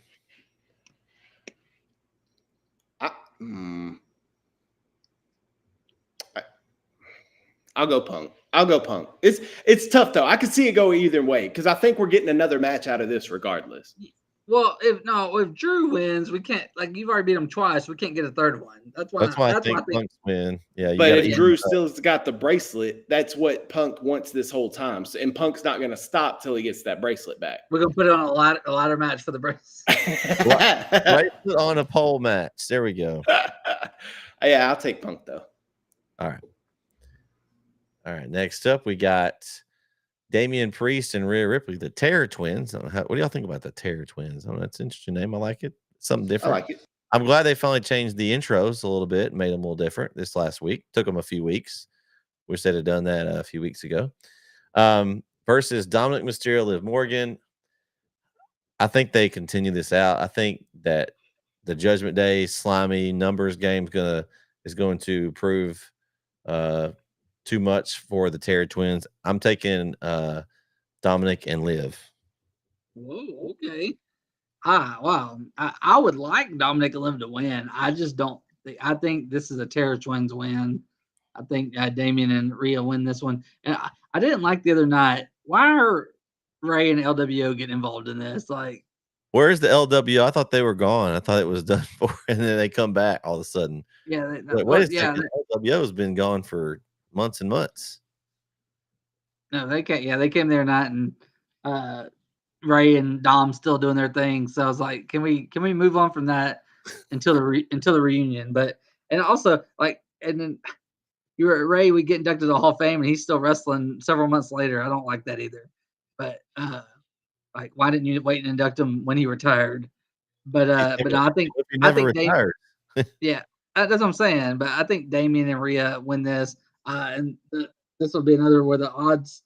It's a close, but the odds agree. They're minus 325, and so Liv and Dom are the underdogs. I would like to see Liv and Dom win. I like what they're doing, but I think it's Rhea and Damian's gonna win this one. I just think it because it extends it out. If they're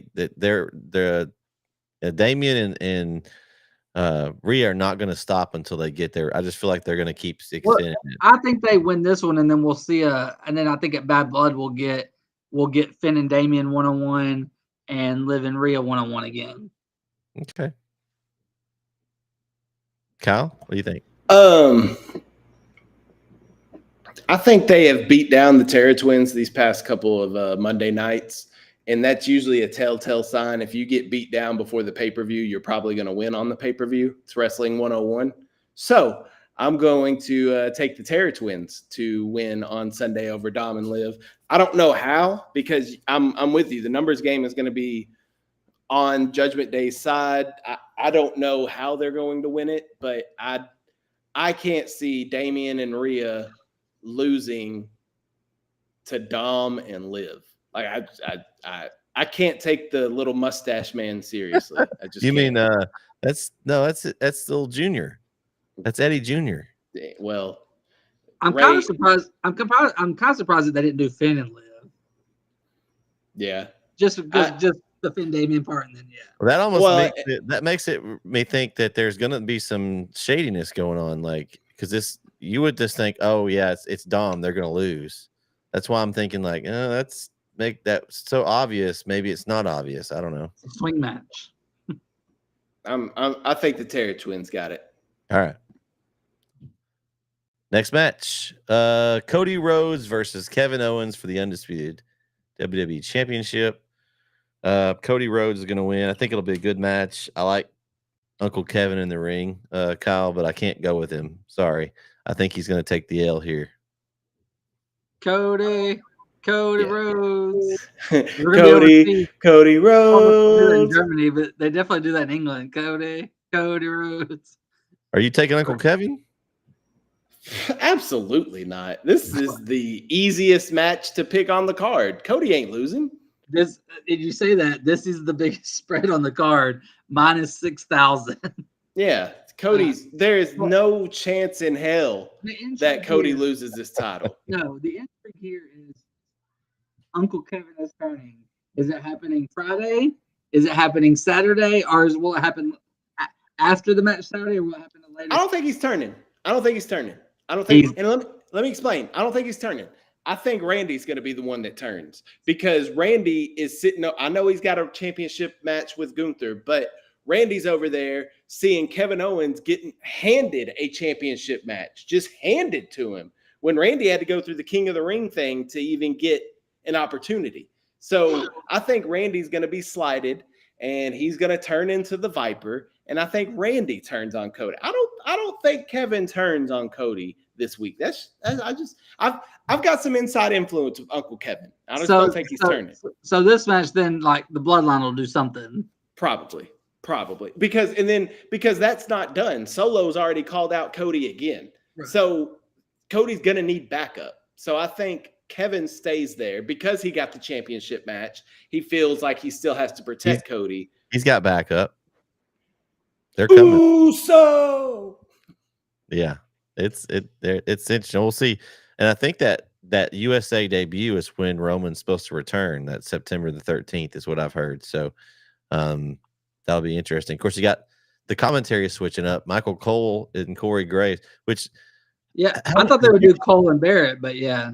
I'm not a fan of Cole and Graves. I miss my man already. I miss McAfee.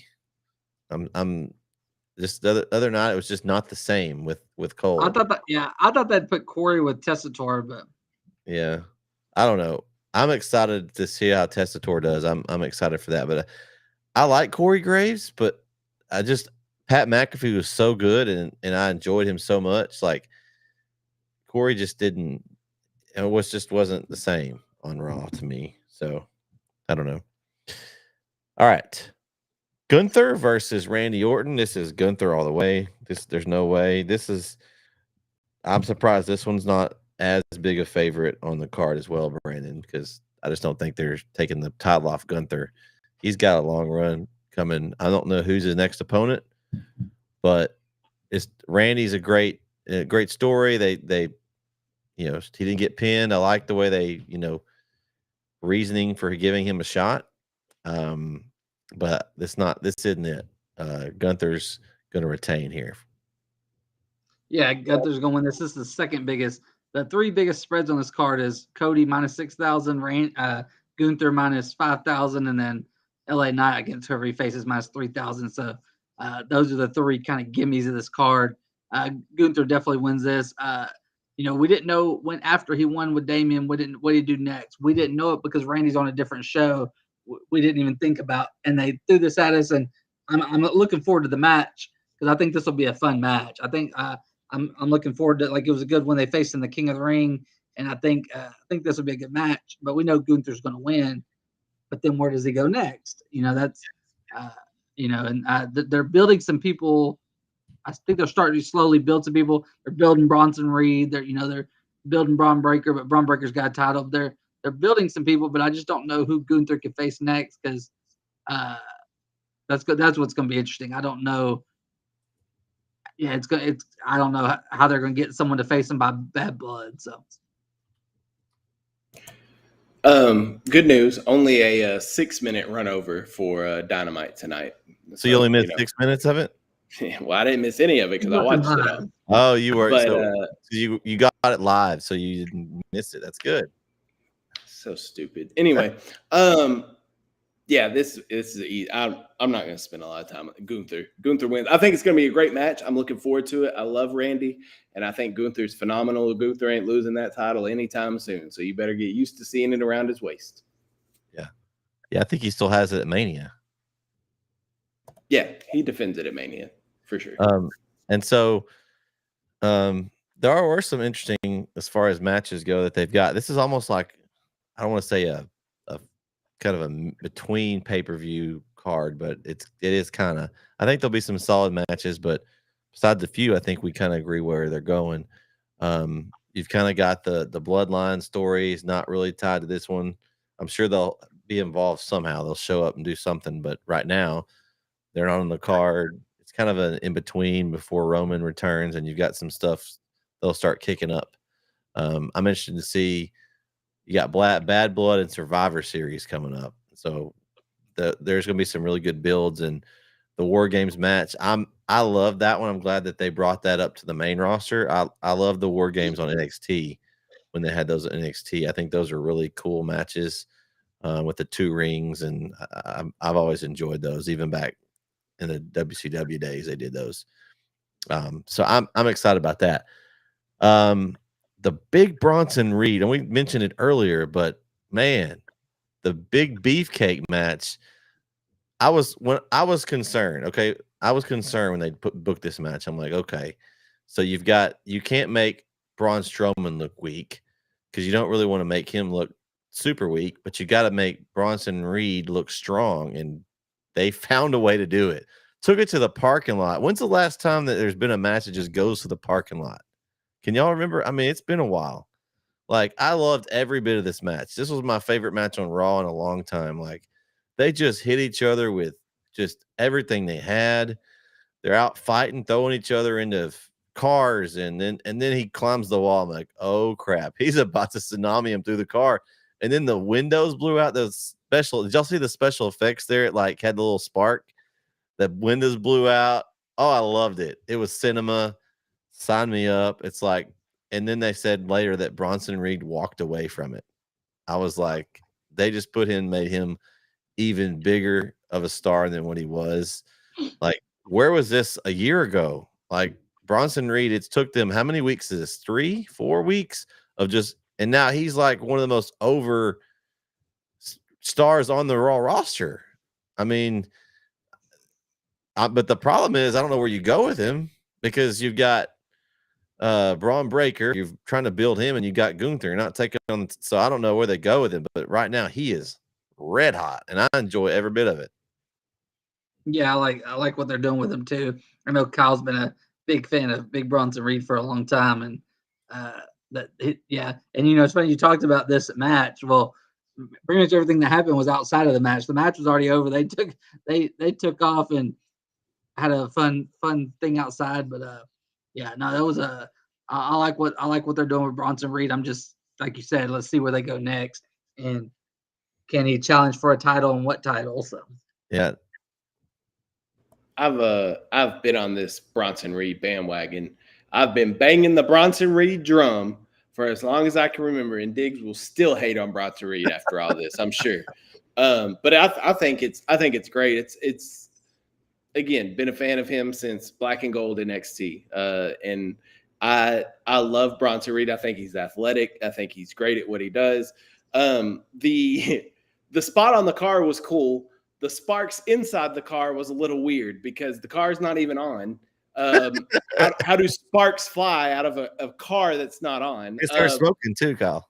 Right, exactly. I could have done without that. Like the impact of Bronson Reed landing on Braun Strowman on the roof of a car with windows blowing out was enough to me. How do you test that? They have to do that like before it. I mean, listen, I don't know.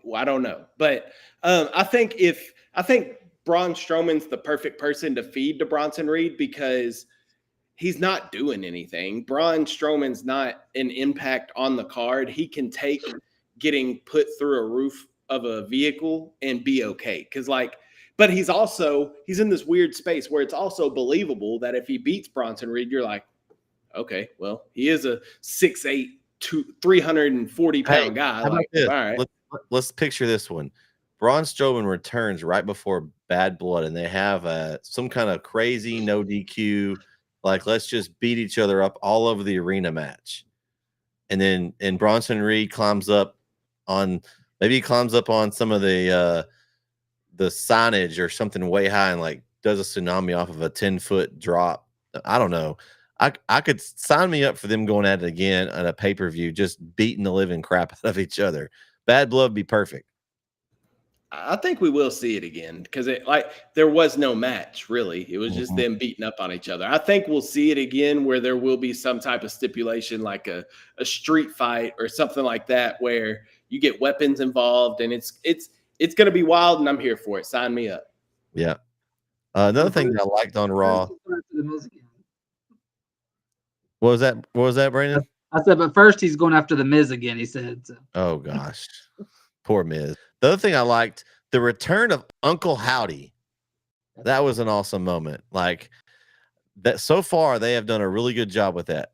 That they've found this the whole going after Gable, and I don't know how much longer they can do this with this group and going back. Maybe I don't know if it makes it to Survivor Series. That'd be a long time. But I really, it was a great moment. I like that they're using Bray's music, the Shatter. It just like, did y'all hear him talk about that? He used part of his ring gear for his glove. Did y'all hear that part on Raw? I thought that was a neat tribute. So, part of Bray Wyatt's ring gear was used for Bo Dallas's glove on his hand. So I thought that was an interesting deal. But that was a great moment for me. You could tell it meant a lot to him. His first match, I think, in 5 years or something. They said so. 2018, yeah, 6 years, yeah. Yeah. So I'm down for it. You want a fun fact about that too? What's that? The last time that Uncle Howdy was in the ring as Bo Dallas was against Shorty G, which was Chad Gable. So his last match in WWE was against Gable, and his first match back is against Gable. So that's pretty cool. Interesting.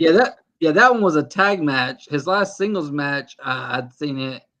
I had to look real quick. I can't remember what it was, but it was but yeah, because the Shorty G one I think was a tag match. But man, this is a great moment. It'll be interesting to see because they've kind of gotten more of the pieces, so it could line up for. I was thinking maybe like a team versus team. You've got the 3 guys, and I don't know who would join them because Uncle Howdy's they outnumber Gable's new American Made group by 1. But it would be a cool team versus team match. It could be something cool if you add everybody else in. So I just looked because I'd seen it there not, but I forgot. You know who Bo Dallas, Uncle Howdy's last singles match was against? Scott Dawson. Dax. Oh, okay.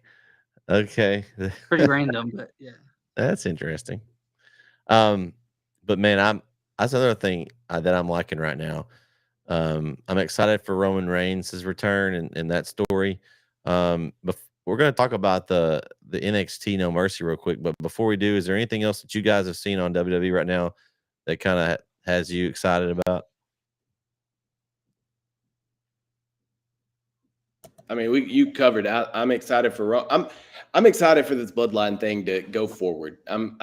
It confused me on Friday when Solo took the title off of Fatu and gave it to freaking Blind Eye Pirate Tongaloa. Well, you know it's the walking boot, but well, it didn't affect him bad enough to interfere with Roman. Like he can do something. Like I get it. Probably is a thing where he's not fully healthy, but I also do like him as an enforcer too.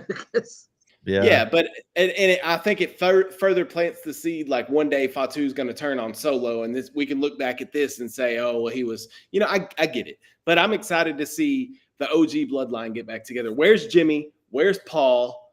Roman needs to come back. Like we need to get this thing going and get Roman's bloodline going back together because I'm sick of this Solo bloodline. Yeah.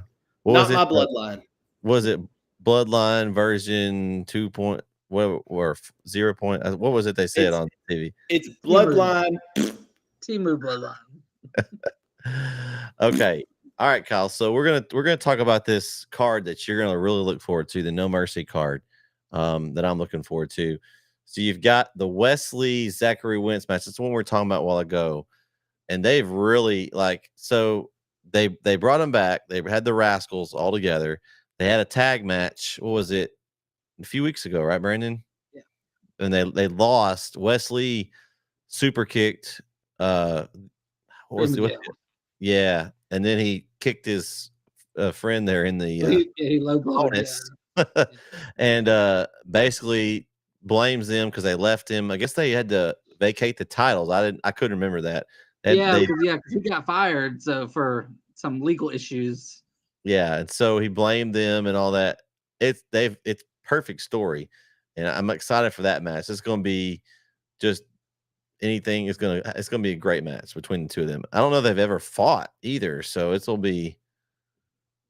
No, they've always been. As far as I've ever known, they've always been a team. So because they were always a team in Impact and TNA. So but and then I like Wesley because he's been in number one contenders for the world title. They say the greatest their North American champion, and so he is also putting that on Wentz. Hey, you're not on my level, and I finally did something about it. Like you were bringing me down. This is my chance to shine. Let me beat you up, and you get out of my way, and me keep doing my own thing. But yeah, I'm going with Wesley just for the sake of Wesley will win this. Yeah. And Kyle, you don't have to pick if you don't want to. I'm not sure. Okay. Give me Wesley. I had no idea what's going on with any of these, but I'll pick. Give me Wesley just because I don't like that Nash Carter isn't called Nash Carter anymore. Do you know what Chase U? Do you know about Chase U? I know Andre Chase and Thea Hale. That's about the only two I know. Okay. All right. Well, he's the tag champion. Actually, now the newest member of Chase U is Ridge Holland. Kyle, he is now a member of Chase U. They're the tag team champions. Why? He lost himself. He went back and he found Chase U, and he's a new man. It's a long story. Yeah, basically. So okay. The thing about NXT lately, Bret will probably agree with this, is they've had some great storytelling over the past year. Like they got a lot of great stories. That's what I like. I like the stories on NXT. I really do. They do. Yeah, Shawn Michaels and Ava are doing a tremendous job. So I'm going with Chase U, Kyle. I think, or Brandon. Who are they facing? Axiom and Nathan Fraser. They just had the titles, and I think they're going to stay with Chase U for a little bit. There is some dissension in Chase U. I think that happens maybe at some point, but I think now there's also dissension. There's also dissension with Fraser and Axiom. Yeah. So who you got? I'm gonna take Chase U, but I still think some of the dissension could come to a head at this show. I think Duke Hudson may. He may break off. Yeah, he's not been. I remember Duke. He's not been liking since Ridge Holland came in. They've been kind of. And neither is Riley. Riley could be the one that I just don't see Riley's. Duke Hudson is the one I think turns.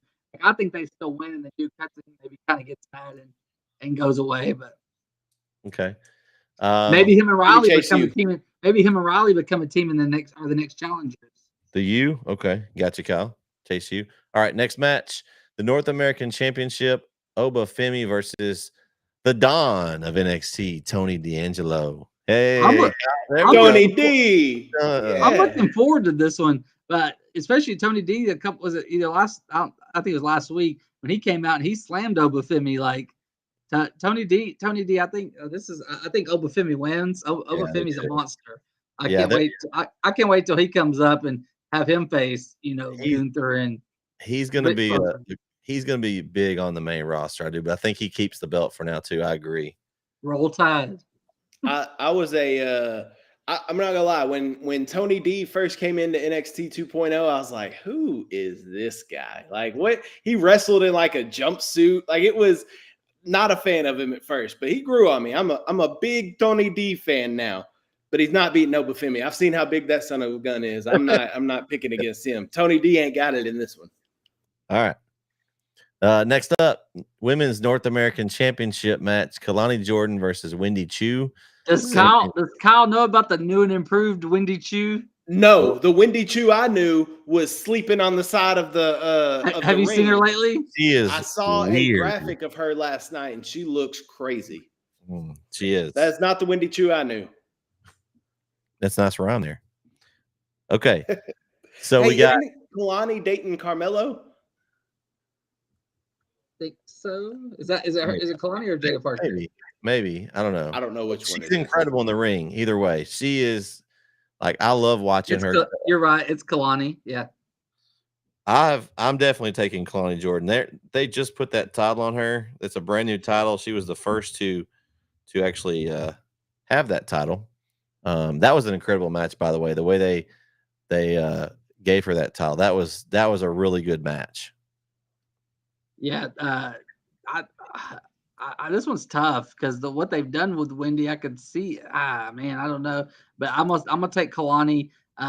Wendy had a surprise for Kalani last night. She brought Rosemary in. Yeah, that was interesting. And so that was interesting. And Tatum Paxley may get involved in this somehow too. So be interested to see what happens. But I'll take Kalani. I'll take Kalani because she's dating Carmelo, and I don't like this Wendy Chu. All right, that's good enough reasoning. I like it. Wendy Chu's original NXT music was dope too. Like it was awesome. I don't know if it's the same. It's probably not, but like it was awesome. It's a more haunted version of it.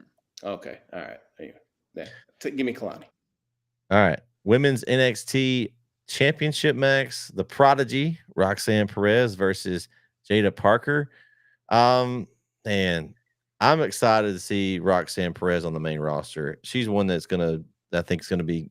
She's just when they turned her heel, I wasn't sure, Brandon. She was that goody two shoes, almost a Bailey character of NXT, kind of like because who was her partner originally? It was Jade.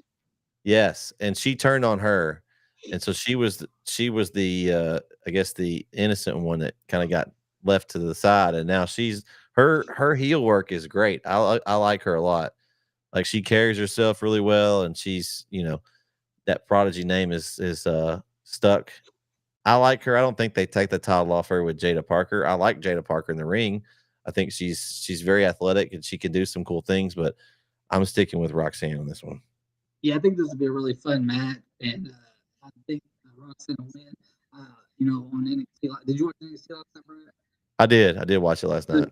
And they had their little sit down, and Jada smacked the crap out of her. But they saw someone off camera. They didn't. Is it? I was thinking Julia maybe. Oh, it could be Julia. That's who I was thinking of. I think it's either Julia, Cora Jade, or Jordan Grace. Yeah, somebody. Man, that's gonna be. I did see Roxanne get the taste slapped out of her mouth. I did see that last night. But I'm a big Roxanne fan. I love Roxanne Perez. I think she's awesome. I also enjoy the fact that she came up through Booker T's Reality of Wrestling. So she at least came through Texas at some point. I don't think she's probably not from Texas. Is she from Texas? Don't know. I don't know. But actually, I think she is. Let's see. Yeah, she's from Laredo. Oh, okay. Then give me Roxanne. I'm taking the Texas girl. Go Roxanne. All right. The match I'm most looking forward to, the main event, the NXT Championship, All Ego Ethan Page versus I Believe in Joe Hendry. I believe in Joe Hendry. Now, I want to pick Joe Hendry, but I don't think he's a full-time WWE wrestler. I think he's still got a TNA contract. I want to pick him so badly. I just don't know. You've also got the special guest referee they announced Tuesday night is Whoop That Trick. Whoop That Trick. So he's going to be in the middle of it. So I don't know. He was all they were all been nice to each other, but I don't know what happens there. Brandon, I'm gonna let you go first because I'm on this one. There's going to be a lot of chaos in this match because Trick still has the thing with Pete Dunne. Oh yeah. You saw at the end of the show last night, Pete Dunne was there, kind of hinting that he's going to do something in this match to Trick. So the referee's going to get taken out of this match anyway. I think through all the shenanigans, I think Ethan Page will win. I don't want Joe Hendry to go away though. I don't think he wins the title. I think he's in NXT I think they'll keep him there until his TNA contract ends, and then they'll sign him. I think you can't send him away because he's so hot right now. No, his main roster run. He's hot. So I don't even know if this may be his only NXT. Once they sign him, they may put him up to the main roster. Yeah, he fits NXT so well though. But I know, but he's got his little concerts that he does, and they're entertaining. He's very entertaining, and he's better in the ring than than you would. Then I realized, watch him lately. I was like, he's pretty good. He's a big guy. I didn't realize it until when he got in the ring against some bigger guys. I'm like, he's big. He's a big dude. Yeah, but he's really good on the mic. He's good personality. Like you definitely can have a guy like that around. And but I think Ethan Page won, and I like Ethan Page has done a good job because he kind of always got buried in AEW. He did the thing with Scorpio Sky, but they never did a whole lot with him in AEW. And he's had some good TNA moments, but they brought him in NXT and immediately put the belt on him. I mean, they didn't waste any time. They brought him in and didn't slow play it at all. And he's but I don't like Ethan Page, but I like what he brings. Yeah, I'm with you. I'm looking forward to this match because I like Trick. Like we got a lot of good, and then Pete Dunne's gonna get involved. So there's gonna be a lot of chaos in this match, but I think it'll be fun, and the crowd's really gonna that Denver crowd will get medicated early, and they'll be buzzing. I could see something happening along the lines of like we have a lot of shenanigans here, and we see maybe these 4 guys go at it in a match like later. Like we could see some kind of multi-match later. I'm kind of with you though. As much as I want to pick Joe Hendry, and I think it'd be awesome. Ethan Page hasn't had the belt very long. I think he's going to keep it here somehow, some way. But I think they do it in a way where Joe Hendry gets a shot at it later. Maybe he gets it another time. But so I'm going to go with Ethan Page. But my heart is with you, Joe Hendry. I believe. And you get in this match, you're going to get probably the 3 best NXT entrance songs. You get Whoop That Trick, you get I Believe Joe Hendry, and then the Ego. It's underrated. That's an underrated entrance song. Hey, the entrance song can make the difference. Kyle, who you going with? I believe in Joe Hendry. All right. And so I'm taking Joe Hendry. All right. I do like All Ego's little turn to smile thing. But so Kyle, I have a question for you now. After we've talked about and discussed this card, are you more excited about it than you were before? I was gonna watch it, and I'm still planning on watching it on Tuesday. And do we sell it well? Where you're more intrigued than you were before we started talking about the actual card? Yeah. I mean, it makes at least I know what's going on now. Whereas if I would have just watched it without listening to y'all, I would have had no more clue. of the wrestlers than you think that are on the card. Yeah, that are on this card. I'm telling you, I had a bad experience yesterday when the first 2 matches of NXT yesterday, I had no clue who any of these people were. I knew Lash Legend. Lash came in right as I stopped watching. So like she was one of that last batch of people that came in where I was like, I'm done with NXT. It is one of those that you kind of have to keep up. I kind of had to jump in and start catching up, but you do have to kind of, the stories are good, but they build off each other. Which is what you want. You just also like they do what they do. They don't put everybody on every card. Like you see, Last Legend, that was probably her first match in like 5 weeks. Like because their women's division is so deep. It's different women wrestling every week. Like yes, I mean Trick Williams and is on there every week, and Joe Hendry's now been on there every week. But other than that, like they rotate. They got a big rotation of people they can throw out there, especially in the women's division. I like that. So I just tuned in on a bad night. I tuned in. The overall show was good. You just didn't. You gotta stay to the end. The end was Joe Hendry's concert. You didn't. I wanted to stick around for that. Well, the match right before Gallus, Javon Evans and the Gallus boy, Joe Coffey. I thought that was a good match. So see, I didn't see that one. Yeah, I saw those 2 women matches, and then I saw what's her face? Jada slapped the mess out of Roxanne. And saw Wesley, yeah.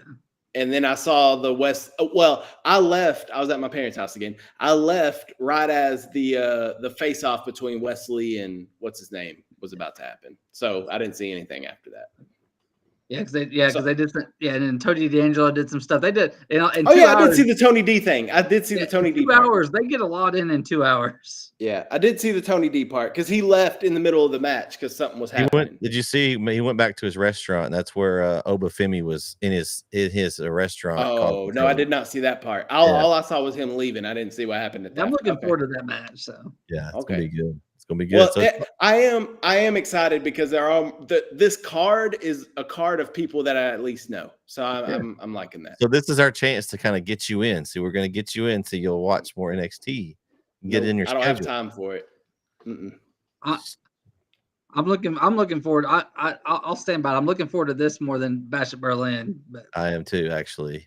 I feel like there's more good story. Like I feel like this is just kind of an in between for for the WWE. There's Yeah. going to be some good matches, but I just think it's NXT for me is just such a because I don't watch it live on Tuesdays. I'm always busy, but it's an easy Wednesday morning watch while I'm working. I throw it on while I'm doing some work and just watch it, and it's pretty easy. It's an easy watch. Yeah.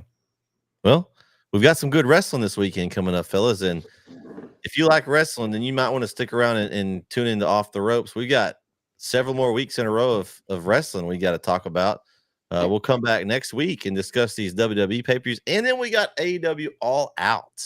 Wait, before we go, I just want to give a shout out. Rest in peace to the legend Sid Udy, Sid Vicious, Psycho Sid. I loved him as a kid. He was fun. He had the great feuds with Shawn Michaels. He had WCW run. He had the match with Hulk Hogan. He main event in WrestleMania against Undertaker. He was a larger than life character. His son was on Big Brother, and I recently watched that season. He was a couple seasons before Luchasaurus, and then a season after Luchasaurus. But and so Sid was he was great. If you're in the 90s, he was a great 90s wrestler, and was just a very just a large human being, and he passed away on Monday. And so there's been a lot of wrestlers, the Roman's dad and Alpha, and a lot of them lately, those classic wrestlers, and Sid's the latest one. Just wanted to give a shout out to him. I remember the Goldberg feud in WCW was one that I remember as a kid. So that's one of the ones I remember. Kyle, any final thoughts before we close out? I got nothing. Ready for these shows. We got some football season coming up, and so we'll have some football on Fridays. Are y'all going anywhere tomorrow or no? No, I'm not. He's going to Lindell. Are you going to Lindell? That's where I would have been, but I gotta go to Texarkana. I'm actually have the first Thursday off. I'm gonna catch. Where you going Friday? You going to Rusk Friday? I'm going to Brook Hill Friday. That's where I'll be. Me and Jereme will be there. Keith will be headed to Kaufman to cover the Kaufman Rusk. Kyle, where are you going Friday? Carthage and Kilgore. He's going to the Battle of the Red Dogs. Are you the Game of the Week guy this year? Kinda. I'm not going to be doing the interviews. JD's going to be doing the interviews. I'm going to be pulling a U, Brandon. I'm moving into more of a U role. I'm going to be in the press box doing a web story. And so you're taking is that your Game of the Week? Y'all are competing then. No. Who gets the most clicks on their story? We're cohorts. We're cohorts. We're going to be in the trenches together. All right. Okay. All right. Because I'm sure there will be a game where I'll have to. Hey, Brandon, did you get the stats for this guy? Because I didn't get them. You know what? Yeah, I got you, buddy. You know what I get? I'm like that. I see people like, man, I clicked on this Tyler Warning Telegraph thing, and they want me to pay to read this article. Your buddy did that today. Did you see that? I thought about that. That's what I thought about that. It gave all. I wanted to have a smart ass comment, but I love seeing when Jack Stallard posts something about it. Hey, I get it. Like from the consumer point of view, I understand it could be frustrating. I get it. But from your point of view, like from the business side of it, it makes sense. And the way that y'all frame it, like you're gonna read it anyway. Just pay this little amount and you get all this access to all this stuff. But people are so hung up on, well, I'm not going to pay nothing. It should be free. Okay. Brandon doesn't work for free either. He's got to he's got to get paid. No, you're not going to go you're not going to go flip burgers for free. Like it's a job. Like, what do you expect? I mean, there's a lot of hours. You don't go to Walmart and Brookshire Brothers and get everything free. No.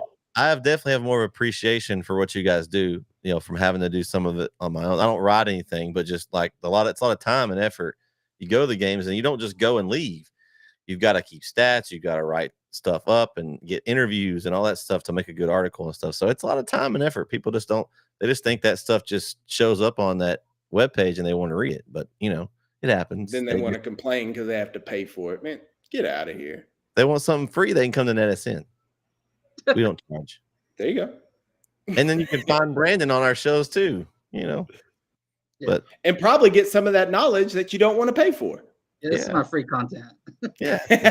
There you go. Well, that's going to do it for tonight's episode of Off the Ropes. Everyone have a great football weekend and wrestling weekend. We'll be back next week. We'll talk about the NXT and the regular WWE pay-per-views, how that went. And then also, again, we have AEW All Out coming up. So it should be a really exciting weekend for wrestling and football. Wednesday night next week, 7:30 p.m. We'll be back.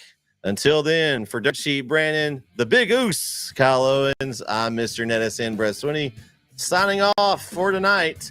Everyone have a great rest of your weekend. What do you see? The cult of personality. I know your anger. I know your dreams. I've been everything you wanna be. Oh, I'm the cult of personality. Like Mussolini and Kennedy. I'm the cult of personality. The cult of personality. The cult of personality.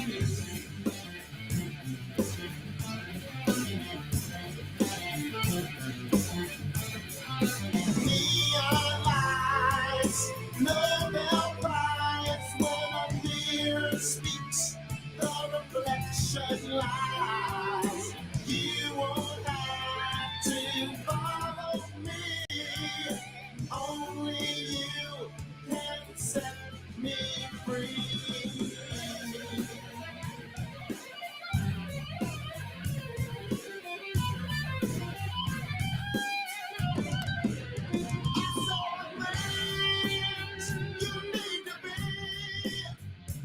I'm the smiling face on your TV. I'm the cult of personality. I exploit you, still you love me. I told you 1 and 1 make 3. Well, I'm the cult of personality. Like Joseph Stalin and Gandhi.